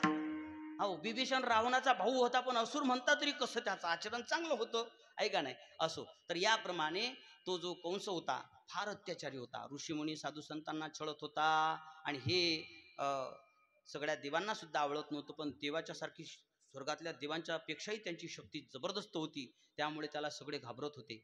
आणि मग भगवंतानं सांगितलं की मी आता देवकीच्या पोटी अवतार घेणार आहे. आणि आणखी म्हणजे 5 बहिणी तर दिलेल्या होत्याच, ही पण दिलेली होती. यानं म्हणजे लग्न याच्यासाठी करून दिलं होतं देवकीचं त्या वसुदेवाच्या सोबत, की कधी कधी चांगलं म्हटलं पाहिजे म्हणून कामं करायला लागतात. हो, 100 मंदिरं तोडले ते लोक लक्षात ठेवत नाहीत, पण एक मंदिर अकबरानं बांधलं तेवढंच फक्त ध्यानात ठेवतात. कारण आपल्या लोकांना म्हणजे बाकीचं भुलून जाऊन एखादी गोष्ट ध्यानात ठेवायची सवय आहे, चांगलं ध्यानात ठेवायची सवय. चांगल्या लोकांना चांगलं दिसत असते. म्हणून त्यानं किती अत्याचार केला तो विसरण्याच्यासाठी, ज्या लोकांवर आपल्याला आणि राज्य करायचं आहे त्यांच्यासाठी काही ना काही चांगलं दाखवावं, त्यांना आईबायाला काळीज असं वाटलं पाहिजे. म्हणून बहिणीचं लग्न वसुदेवासोबत लावून दिलं. वसुदेवासोबत लग्न लावल्याच्या नंतर त्या काळचा नियम होता, भावानं बसायचं, सारथी बनायचं, आणि सारथी बनून तिच्या सासरपर्यंत सासरवाडीपर्यंत नेऊन सोडायचं असं ठरलेलं असायचं. मग तो आपला रथाचा सारथी बनला आणि घेऊन चालला होता बहिणीला. आणि तो जात असतानाच हे जे देव असतात ना, स्वर्गातले देव, हे म्हणजे यांचं निर्मळ मन असते, फार निर्मळ मनाचे. आपल्या कंचनपूरच्या बायासारखेच असतात ते. कंचनपूरच्या बायाचं मन किती निर्मळ आहे. कोणतीच गोष्ट पोटात ठेवतात का ते? पोटात ठेवत नाही. बिनतारी संदेश एका बाईला सांगितल्यावर ती आपोआप सगळ्या गावातून चक्कर मारून येते, कारण मनच तेवढं निर्मळ असते त्यांचं. तसं या स्वर्गातल्या देवांचं मन एवढं निर्मळ, पोटात गोष्ट ठेवली नाही. ज्याचा वैरी येणार त्यालाच जाऊन सांगितलं. त्याच्याच जवळ येऊन आकाशवाणी केले, हे दुष्ट कंसा, तू ज्या बहिणीला मोठ्या थाटामाटाने घेऊन चाललास ना, तिचाच अष्टम गर्भ तुझा काळ आहे. आणि तो तर पहिलाच खळ होता. मग इत्युक्त सखल पाप भोजानांकुळ पांसन भगिनीन हंतुमारब्ध खड्ग पाणी कचे ग्रहित. त्यानं आपली तलवार उपसली, घेऊन या खड्ग माराया धावला. आणि वसुदेवानं त्याचा हात पकडला. वसुदेव म्हणाले, न यस्यास्ते भयम सम्येत वागाः शरीरिणी पुत्रान समर्पयिष्यस्याय तस्ते भयमुत्थितम. तुम्ही हिला मारू नका, कारण तुमचा वैरी हिचा मुलगा आहे ना, हिच्यापासून होणारी सगळे मुलं तुम्हाला देऊन टाकीन. मग तुम्ही काय करायचं ते करा, पण हिला तुम्ही मारू नका. म्हणजे जवळचं नाही पेटलं पाहिजे, लांबचं पेटत असेल तर तो आपल्या हातचा विषय नाही आहे, पण आपल्या जवळ जे आहे तेवढं तर वाचवा, असा विचार केला आणि देवकीला वाचवलं. आणि मग त्यानं काय केलं, देवकीचे 6 मुलं पहिल्यानं झालेले सगळे मारून टाकले. आणि 7व्या वेळेस भगवंत गेले शेषाच्या जवळ. शेषाला म्हणा, शेषा काय घेतं का अवतार आता? म्हणजे घेतं का म्हणजे काय विषय नाही आहे, पण म्हणजे तोच एकदा गेला होता शेष. म्हणे तुमचं काम कसं आहे? म्हणे तुम्ही म्हणे एकटेच अवतार घेतात. पहिलं मत्स्य अवतार घेतला देवानं, शेषाला आणलं का सोबत? कच्छ अवतार घेतला, शेषाला आणलं का? वारा अवतार घेतला, शेषाला आणलं का? नृसिंह अवतार घेतला, शेषाला आणलं का? वामन अवतार घेतला, शेषाला आणलं का? परशुराम अवतार घेतला, शेषाला आणलं का? मग ह्यापैकी कोण्याच अवतारामध्ये शेषाला आणलं नाही म्हणून शेष बसला होता रुसून. म्हणे वा रे वा, तुमच्यावर काय कीर्तन करायची सावली पडली का? म्हणजे चांगला माल खायचा असला तर कोपऱ्यात बसून खाता आणि कीर्तन करायचं असलं की चला टाळकरी कीर्तन आला. असं झालं का तुमचं? म्हणे नाही नाही तसं काही नाही. अवतार घेणं म्हणजे तुम्हाला काय वाटते मजा मारणं आहे का? काय तुम्हाला वाटते मजा मारायला जात असतो मी? म्हणे नाही तर काय, एकटेच जाता मजा मारून येता, आम्हाला अवतार घ्यायला सोबत नेतच ना तुम्ही. म्हणे आता मी राम अवतार घेणार आहे, तू घेतो का माझ्यासोबत अवतार? म्हणे हो मग घेतोच ना. म्हणे ठीक आहे, मग मी राम होतो, तू लक्ष्मण होईल. म्हणे ठीक आहे. मग राम झाले भगवंत आणि लक्ष्मण झाले शेष. झालं असं 14 वर्षाचा वनवास आणि 14 वर्ष व्रत होतं. रामानं दिल्याशिवाय खायचं नाही आणि रामानं सफरचंद फेकून मारलं नाही 14 वर्ष. हो 14 वर्षाची फोडणी, उपासच धरायचं काम. काट्या कुट्यानं लक्ष्मणाला चालले, चांगल्या रस्त्यानं भगवान श्रीराम चालत होते. मग आता काय करावं? त्यातल्या त्यात एकदाचा प्रसंग असा आला की लक्ष्मणानं मेघनादाला मारलं. मेघनादाला मारल्याच्या नंतर लक्ष्मणाला घेतलं खांद्यावर वानरांनी आणि उड्या मारत माराय, लक्ष्मण महाराज की जय, लक्ष्मण महाराज की जय, लक्ष्मण महाराज की जय, विजय असो विजय असो करत करत ते त्या ठिकाणी आले. भगवान श्रीराम विचारलं का रे काय झालं? म्हणे लक्ष्मणजींनी मेघनादाला मारलं. असं म्हटल्याबरोबर भगवान श्रीरामाच्या डोळ्यातून घळाघळ घळाघळ अश्रू व्हायला लागले. भगवान श्रीराम रडायला लागले. हे पाहून त्या ठिकाणी शेष आला. शेष म्हणे तुम्ही जिंकले की आम्ही फटाके फोडतो, आम्ही जिंकल्यावर तुम्हाला मिरच्या लागल्या? म्हणे मिरच्या नाही रे, तू काय केलं तुला माहित आहे का? म्हणे काय केलं? तू कोणाला मारलं? म्हणे मेघनादाला मारलं. म्हणे मेघनादाची बायको कोण? म्हणे सुलोचना. म्हणे सुलोचनाचा बाप कोण? म्हणे शेष. म्हणे शेष कोण आहे? म्हणे मी. मग ती कोणाची पोरगी होती? म्हणे माझी. हा कोणाचा जवळ होता? म्हणे माझा. मग तू कोणाला मारलं? म्हणे जवळ आला. बसला टेंबलत उलट्या हातानं म्हणा स्वतःचा जवाई स्वतःच्या हातानं मारून टाकला. आता मी काही अवतार घेत नाही म्हणे. मागच्या अवतारात म्हणे पोरगी विधवा करून टाकली, या अवतारात तुम्ही बायको विधवा करून टाकसाल. आपण काही अवतार घेत नाही. भगवान परमात्मा म्हणत नाही रे, तुझ्याशिवाय आता मला करमत नाही. राम अवतारामध्ये फार सेवा केली होती तू माझी, पण आता म्हणे मी नाही करत सेवा विवाह, आता मी तुमच्यासोबत येतच नाही. म्हणे ठीक आहे, तुम्ही म्हणता तर मी अवतार घेतो, पण मागच्या अवतारामध्ये राम तुम्ही झाले होते, या अवतारात मी राम होतो, म्हणजे बळच राम म्हणून बळराम. म्हणे ठीक आहे तूच राम हो. बरं ठीक आहे. बरं आणखी तुमच्याजवळ मागच्या अवतारात सीता होती आहे ना, आणि लेकाचं मी एवढा पराक्रम केला, पण लक्ष्मणानं काही कोण्या साधून लिहिलं नाही, सगळ्यांना रामायणच लिहिलं. म्हणून या अवतारामध्ये मला सीता पाहिजे. आणि संस्कृतमध्ये नांगराला म्हणतात सीता, दिला जनता पार्टीचा नांगर खांद्यावर, म्हणे सीता घे. अशा प्रकारे शेषाला सगळ्या गोष्टी सांगितल्या. आणि शेष नारायण 7व्या वेळेला देवकी, एकाच मुलाच्या 2 सख्या माया असू शकतात का? पण 2 सख्या माया आहेत. देवकी मातेच्या गर्भामध्ये प्रवेशले आणि देवकी मातेच्या गर्भात शेष नारायण प्रवेशल्याच्या नंतर भगवान परमात्म्यानं योगमायेला आवाहन केलं. योगमाया त्या ठिकाणी प्रगट झाली. योगमायेला म्हणाले अथाह मंच भाग्येन देवक्याम पुत्रदाम शुभे प्राप्स्यामि त्वं यशोदायाम नंदपत्न्या भविष्यसी. मी आता लवकरच देवकीच्या पोटी अवतार घेणार आहे, तू यशोदेच्या पोटी अवतार घेशील. तत्पूर्वी देवकीच्या पोटामध्ये जो गर्भ आहे तो गर्भ काळ, आणि गोकुळामध्ये जी वसुदेवाची पत्नी रोहिणी कंसाच्या धाकानं लपून छपून राहत आहे, तिच्या गर्भामध्ये त्या मुलाला टाक. आता जिच्या गर्भामध्ये आला होता ती पण सख्खी माय, आणि जिने जन्म दिला ती सुद्धा सख्खी माया. अशा एकाच मुलाच्या 2 सख्या माया.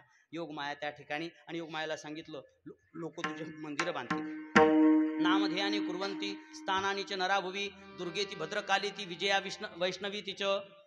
अशा प्रकारे तिला सांगितलं सर्व नावानं तुला हाका मारतील आणि तू सुद्धा माझी बहीण म्हणून प्रसिद्ध होशील, आणि तुझ्या पुढे जे लोक जे जे कोणते नवस करतील ते मी सगळे पूर्ण करेल असं भगवंतानं वरदान दिलं. योगमाया गेली आणि देवकीच्या गर्भातल्या 7व्या गर्भाला काढलं आणि तिथून गोकुळामध्ये जाऊन रोहिणीच्या गर्भामध्ये टाकलं. रोहिणीचा गर्भ 7 महिन्याचा, एकदमच मोठं पोट दिसायला लागलं. लोक नावं ठेवतील, सगळे लोक नावही ठेवायला लागले. तिनं तर अग्निकाष्ठ घ्यायचं ठरवलं. तेवढ्यातच आकाशवाणी झाली आणि आकाशवाणीनं सांगितलं आजपासून चंद्र सूर्य आहे तोपर्यंत जो कोणी रोहिणीला नाव ठेईल त्याच्या 72 पिढ्याचे पितर नरकात जातील. विठ्ठल विठ्ठल. सगळ्यांना कळलं रोहिणीच्या गर्भामध्ये वसुदेवाचाच गर्भ आहे. तर असं कळल्यावर तिला कोणी नाव ठेवलं नाही. शब्द ब्रह्मस्वरूप बलराम दादा एकादशीच्या दिवशी प्रगट झाले. त्यानंतर मग भगवंताला आपला वेळ होत गेल्यामुळे गर्भातही आले, 9 महिने पूर्णही झाले. 9 महिने 9 दिवस झाले. 8 वर्षाची मूर्ती प्रगट झाली, 8 वर्षाची मूर्ती प्रगट झाली. आणि वसुदेव देवकीला म्हणाले त्वमेव पूर्व सर्गे पृष्ठे स्वयं हुए सती तदायम सुतपा. तुम्ही मागच्या जन्मामध्ये पृष्ठे आणि सुतपा नावाचे प्रजापती होते, आणि मी तुमच्या पोटी त्यावेळेला तुम्ही म्हणजे तपश्चर्या करून मागितलंच तसं होतं की आमच्या पोटी भगवंता तुमच्यासारखा मुलगा झाला पाहिजे. मी तथास्तू म्हटल्यावर विचार करत बसलो, माझ्यासारखा या जगात दुसरा कोण नाही. ते भावगीत मला म्हणत नाहीत का, तुझ्यासारखा तुझं देवा, नाही का, देवासारखं या जगात दुसरं कोणी नाही, देव अद्वितीय आहे. मग भगवंताने विचार केला, शास्त्र असं सांगते जी वस्तू आपण देतो म्हटली ती वस्तू जर नाही देता आली तर त्या वस्तू सारखीच वस्तू 3 पटीनं द्यावी लागते. म्हणून भगवंतानेच यांच्या पोटी 3 वेळा अवतार घ्यायचं ठरवलं. तुम्ही त्यावेळेला पृष्णी आणि सुतपा होते म्हणून मी तुमच्या पोटी पृष्णी गर्भ नावानं अवतार घेतला आणि तुम्हीच मग कश्यप आणि अदिती झाले. तयोर्वाम पुनरेवाहम आदित्यामास कश्यपात उपेंद्रजी विख्यातो वामनत्वाच्च वामनः. मीच तुमच्या पोटी वामन रूपानं अवतार घेतला. उपेंद्र होतो पण बुटका होतो म्हणून लोक मला वामन म्हणायला लागले. आता तिसरा अवतार तुम्ही जेव्हा वसुदेव आणि देवकी झाले तुमच्या पोटी कृष्ण रूपानं घेतो, ही गदा घेतो, एक मस्तकात मारतो कंसाच्या, त्याचं मस्तक फोडतो आणि वैकुंठात निघून जातो. त्यावेळेला देवकीनं हात जोडले, भगवंता तुमच्या बालरूपाचं दर्शन करण्याच्या साठी भगवान भोलेबाबांना सुद्धा 72 हजार वर्ष तपश्चर्या करावी लागते. देवांचे 72 हजार वर्ष, एवढे वर्ष तपश्चर्या केल्यावर तुमचं बालरूप भोले बाबाला पाहायला मिळते. ते अनायासे जर आम्हाला पाहायला मिळत असेल तर आम्हाला त्या रूपाचं दर्शन द्या ना. भगवंताच्या तरुणपणातल्या सौंदर्याचं वर्णन केलं. नील सरोरह नीलमणी नील नीरधर श्याम लाजही तन शोभा निरखी कोटी कोटी शतकाम. कोट्यावधी कामदेवांना सुद्धा भूल पाडावी असं भगवंताचं सौंदर्य आहे. एवढे भगवंत सुंदर आहे. तरुणपणात बालपणामध्ये किती सुंदर असतील. रूप सावळे सुकुमार, रूप सावळे सुकुमार, रूप सावळे सुकुमार, रूप सावळे सुकुमार. कानी कुंडले मकराकार, कानी कुंडले मकराकार सुकुमार, रूप सावळे सुकुमार, रूप सावळे सुकुमार.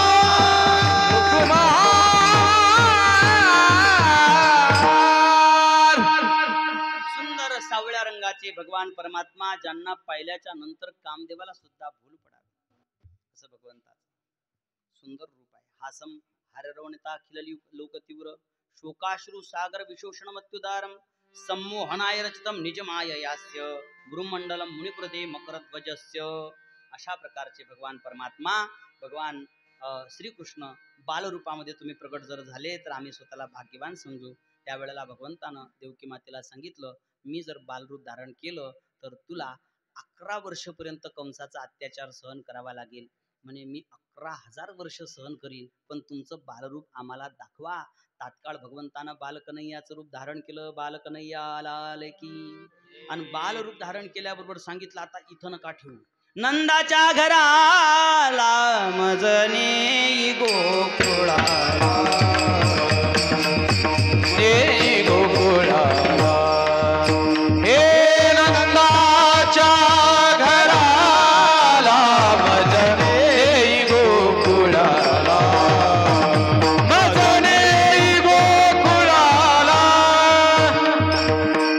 माया उपजली तेथे ठेवी मजानी येथे मनसी असे रक्षपाळ ते म्या मोहिले सकळ. याप्रमाणे भगवंतानं सांगितलं.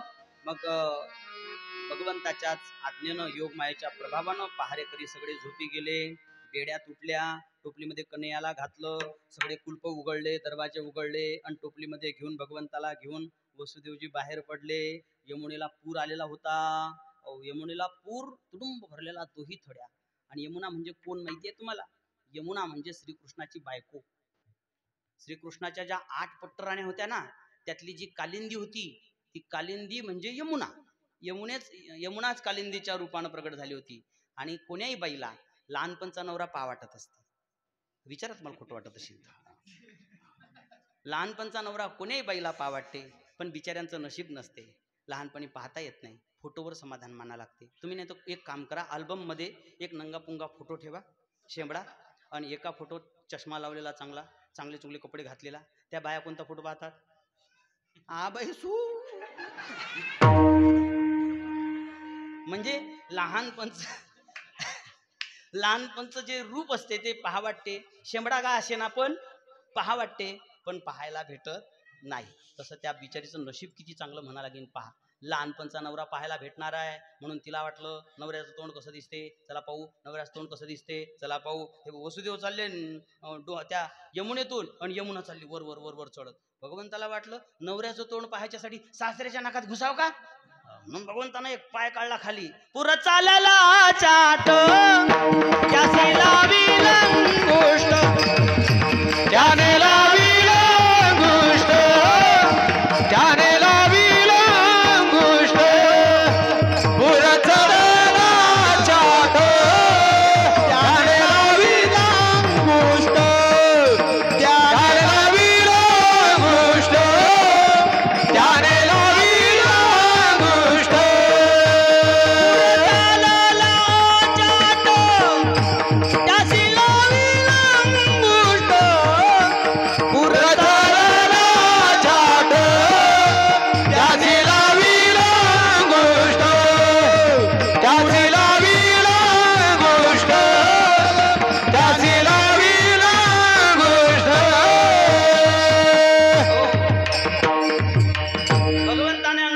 स्पर्श केल्याबरोबर स्त्रियांचा जसा जुन्या काळातल्या स्त्रियांचा जसा भांग असायचा ना, तसा रस्ता दिला यमुनेनं. पलीकडच्या काठावर गेले. गोकुळामध्ये योगमायेच्या प्रभावानं सगळे गोकुळवासी झोपलेले होते. तिथं कन्याला ठेवलं, योगमायेला उचललं, टोपलीमध्ये घालून परत आणलं, देवकीच्या मांडीवर ठेवलं. कुलप लागले, पहारेकरी उठले आणि त्या मुलीचं रडणं ऐकल्याबरोबर पहारेकरांनी जाऊन सांगितलं तिकडे कंसाला. कंस धावत पळत आला, त्या मुलीचा पाय पकडला, गरगर गरगर फिरवली, आपटणार तेवढ्यात त्याच्याच डोक्यात लात मारून ती जगदंबा अष्टभुजा प्रगट झाली आणि म्हणाली, मला काय मारतो रे, तुझ्या लागी बाधी उपजला मजाधी, उपजला मजाधी, उपजला मजाधी, हे तुझं लागी बाधी उपजला मजाधी, उपजला मजाधी, उपजला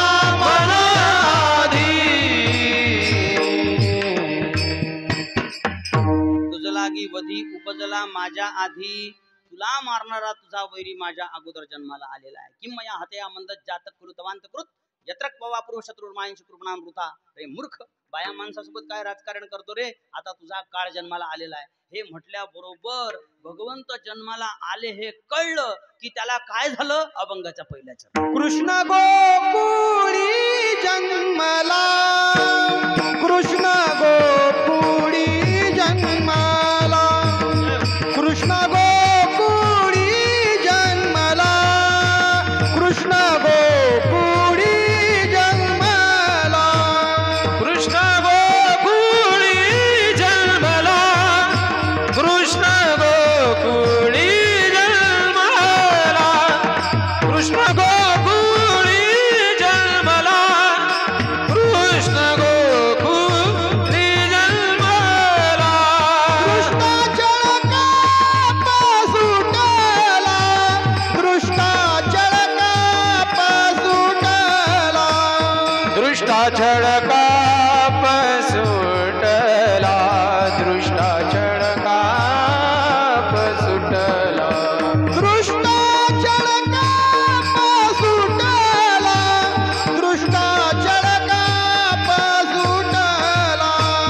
दृष्टाचल काप सुटला, दृष्टाचल काप सुटला. होता कृष्णाचा अवतार, होता कृष्णाचा अवतार, होता कृष्णाचा अवतार, होता कृष्णाचा अवतार. कृष्ण गोकुळी जन्मला, दुष्टा चळकाप सुटला. भगवंत आले म्हटल्यावर सगळ्यांना वाईट वाटण्याचं काही कारण नसते, पण सगळ्यांना बरंही नसते वाटत. गावात सप्ताह म्हणजे सगळ्यांना बरं वाटते काय, सगळ्यांना नसते बरं वाटत. या बायाला आता 7 दिवस पर्यंत भागवतात जा लागते, त्या आपल्याला मसाला वाटून देणार नाहीत.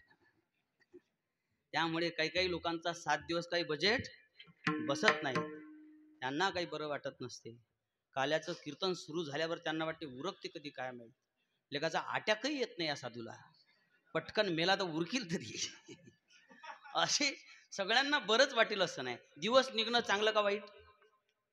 चांगलं आहे. गुबळासाठी दिवस निघलं चांगलं का वाईट? चांगलं. पण चोरासाठी नाही. चोट्यांना गुबळांना कधीच चांगलं वाटत नाही. तसं देवाचा अवतार झाला पण आनंद सज्जन आला.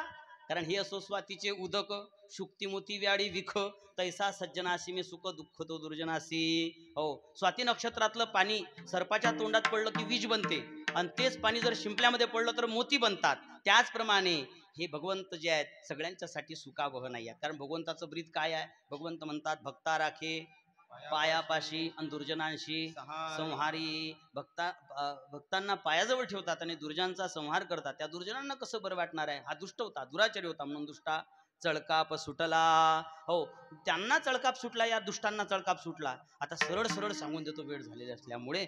आता भगवंताचा झालेला आहे अवतार, भगवंताचा जन्म म्हणता येत नाही. कसं आहे, साधू संत मरतच नसतात, पण म्हणा लागते तुका म्हणे एका मरणीची सरे. लोकांना नाही ना कळत ते स्वस्वरूपात लीन झाले आणि ते मुक्त झाले वगैरे म्हणून मरे हे म्हणा लागते. तसं भगवंताचा जन्म होतच नसतो. कारण जो का सर्वदा सर्वगत जन्मक्षयातीत तया केल्याही घात कदा नव्हे. त्याचा कधी जन्मही होत नाही आणि त्याचा कधी मृत्यूही होत नाही. पण लोकांना कळण्याच्यासाठी म्हणावं लागेल कृष्ण गोकुळीत जन्मला. नाहीतर भगवंताचा होत असतो अवतार. अवतार म्हणजे विहिरीमध्ये एखादा माणूस पडलेला आहे. किती माणसं पडले विहिरीमध्ये?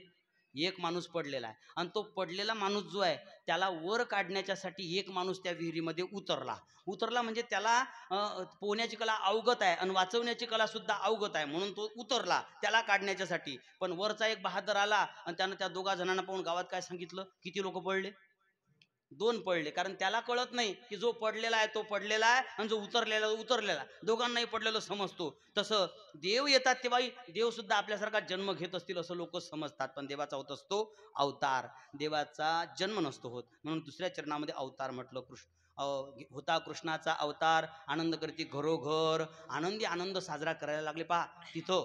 आणि आनंद साजरा कसा करतात? गुडिया तोरणे, करती कथा, गाती गाणे. गुढी पाडव्याला गुड्या उभारत असता का नसता?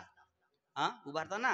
नाही तर काही येतात. आता काही बिलिंदर जिकडे तिकडे प्रचार करू राहिले गुढीपाडवा साजरा करू नका. म्हणजे आपल्या हिंदू लोकांचे सण साजरे होऊ नये याच्यासाठी काही आपल्यातलेच, बरं का, दुसऱ्याला नावच नाही ठेवायचं आपण, आपल्यातलेच काही बिलिंदर लोक जे आहेत ते आपला उत्सव बंद पडला पाहिजे म्हणजे ऑटोकाट प्रयत्न करतात.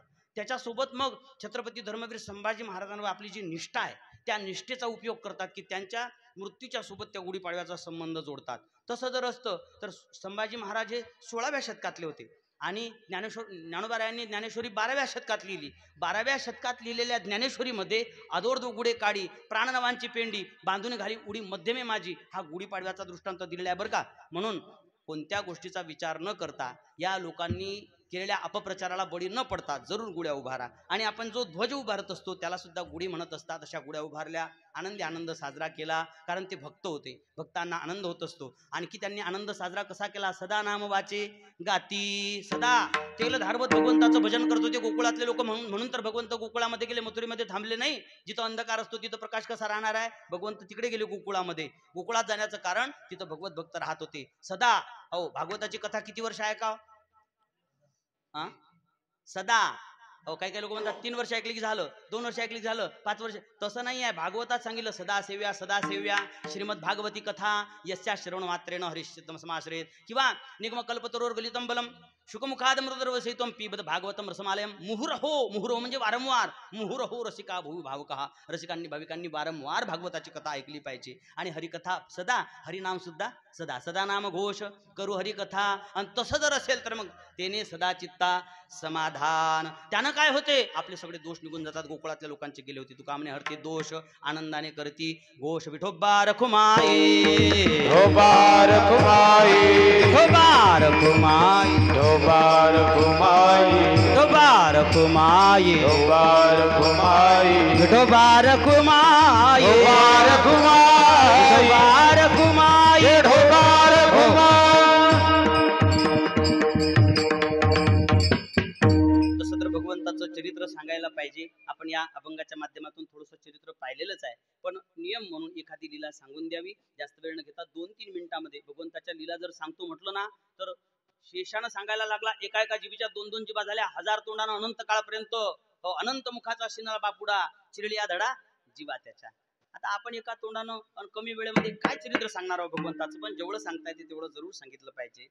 तसं आपल्याला जसं सांगता येईल 2-3 मिनिटं आपण सांगण्याचा प्रयत्न करू. भगवान परमात्म्यानं अनेक प्रकारे लीला केल्या. काही गोधने गाई चारत असताना लीला केल्या, काही आणि रांगत असताना लीला केल्या. रांगत असताना नलकुबेर मणिग्रीव नावाचे जे 2 कुबेराचे मुलं होते, ते बिमलार्जुन वृक्षाच्या रूपानं गोकुळामध्ये उभे होते. त्या दोघांच्या मधून उखळ नेलं, उखळ लागलं, उखळाच्या शक्तीने ते पडले. त्यांच्या बुंद्यातून दिव्य पुरुष बाहेर आले. भगवंताची प्रार्थना करत करत वाणी गुणानुकतने शरणोकतायाम हस्तौ चक्रमसु मनस्थौ पादयोनः, अशा बऱ्याच लीला आहेत भगवंताच्या. पण त्यामध्ये नवनीत चोर मंडळाची स्थापना केली होती भगवंताने. एक मंडळ स्थापन केलं होतं. कोणतं? नवनीत चोर मंडळ.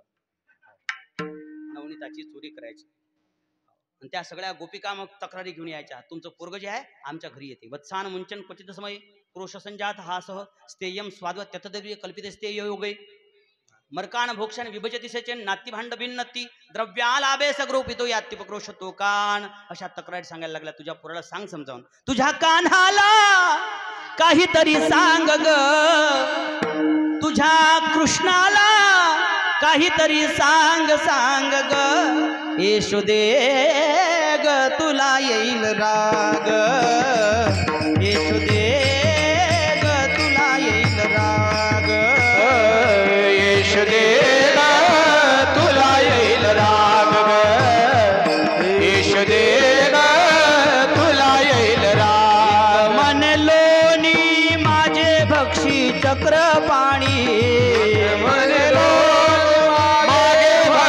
चक्रपाणी, तुझ्या कृष्णाला काहीतरी सांग ग, तुझ्या कानाला काहीतरी सांग सांग ग, येशू दे ग तुला येईल राग ग, येशू दे ग तुला येईल राग ग.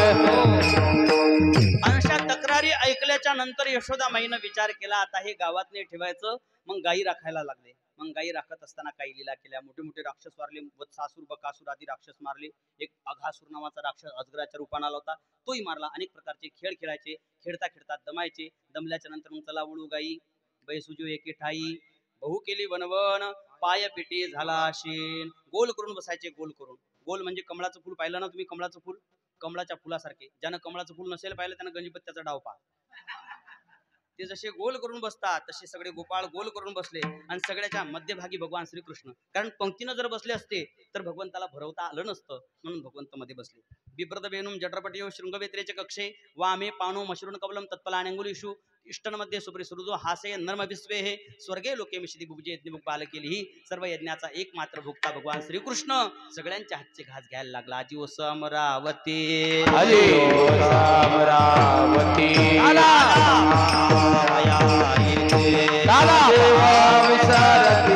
देह भावा मुला, हे देवा विसारती देह भावा मुला, देव विसारती देह भाव फुला. ज्ञानेश्वर माऊली ज्ञानराज माऊली, हे ज्ञानेश्वर माऊली ज्ञानराज माऊली, हे ज्ञानेश्वर माऊली ज्ञानराज माऊली, हे ज्ञानेश्वर माऊली ज्ञानराज माऊली. न्यूनते वर्तते सर्दी करून घ्या तुमचे विनिमितो पायाच्या प्रसादी काही बोललो विनोदे मज क्षमा करणे संतीन यंग विद्युक्ती करविले ते शिकली कटकट वाकडी का नीट देवजाने बोलता बोलता एखादा शब्द कोणाच्या मनाला लागेल असा बोलला गेला असेल. कमी वेळ असल्यामुळे थोडं घाई गडबडीमध्ये बोलणं पडलं. ते बोलता बोलता कधी कधी एखादा शब्द चुकीचा जात असते, एखादा श्लोक सुद्धा चुकीचा म्हटल्या जात असते. भगवंताच्या चरणी हरे नमः हरे नमः हरे नमः म्हणून प्रार्थना करून आपण क्षमा मागू आणि तुम्हा सर्व मायबांच्या हृदयात असलेल्या पंढरीनाथाला सेवा समर्पित करू. विठ्ठल जय जय कंठी धरला कृष्ण मनी अवघा जनी प्रकाश, काला वाटू एकमेका वैष्णवनिका संभ्रम, वाकुलिया ब्रह्मादिका उत्तम लोका दाखवू, काला वाटू एकमेका वैष्णवनिका संभ्रम, का मने भूमंडळी आम्ही बळी विरगाडे, काला वाटू एकमेका वैष्णवनिका संभ्रम. हा विठ्ठल जय जय विठ्ठल, जय विठ्ठल जय विठ्ठल. बोलले पुरे वेडे वाकुडे उत्तर रे करा क्षमा अपराध महाराज तुम्ही सिद्ध का म्हणे ज्ञानेश्वरा राखा पाया पैकी करा करा क्षमा अपराध महाराज तुम्ही सिद्ध ऐका एक खुर्च्या नाही गेल्या 7 दिवसापासून चालू असलेला आपला हा आणि 11 वर्षापासून चालू असलेला भव्य दिव्य अखंड हरिनाम सप्ताह आणि या सप्ताहातून ज्यांच्या मुखातून आपण कथा ऐकली ते म्हणजे उदय बाबा यांच्या मुखातून 7 दिवस कथा ऐकली. बाबा स्वतः कीर्तनाला आज काल्याचे हजर आहेत आणि आज ज्यांची कीर्तन सेवा झाली आमचे परमस्नेह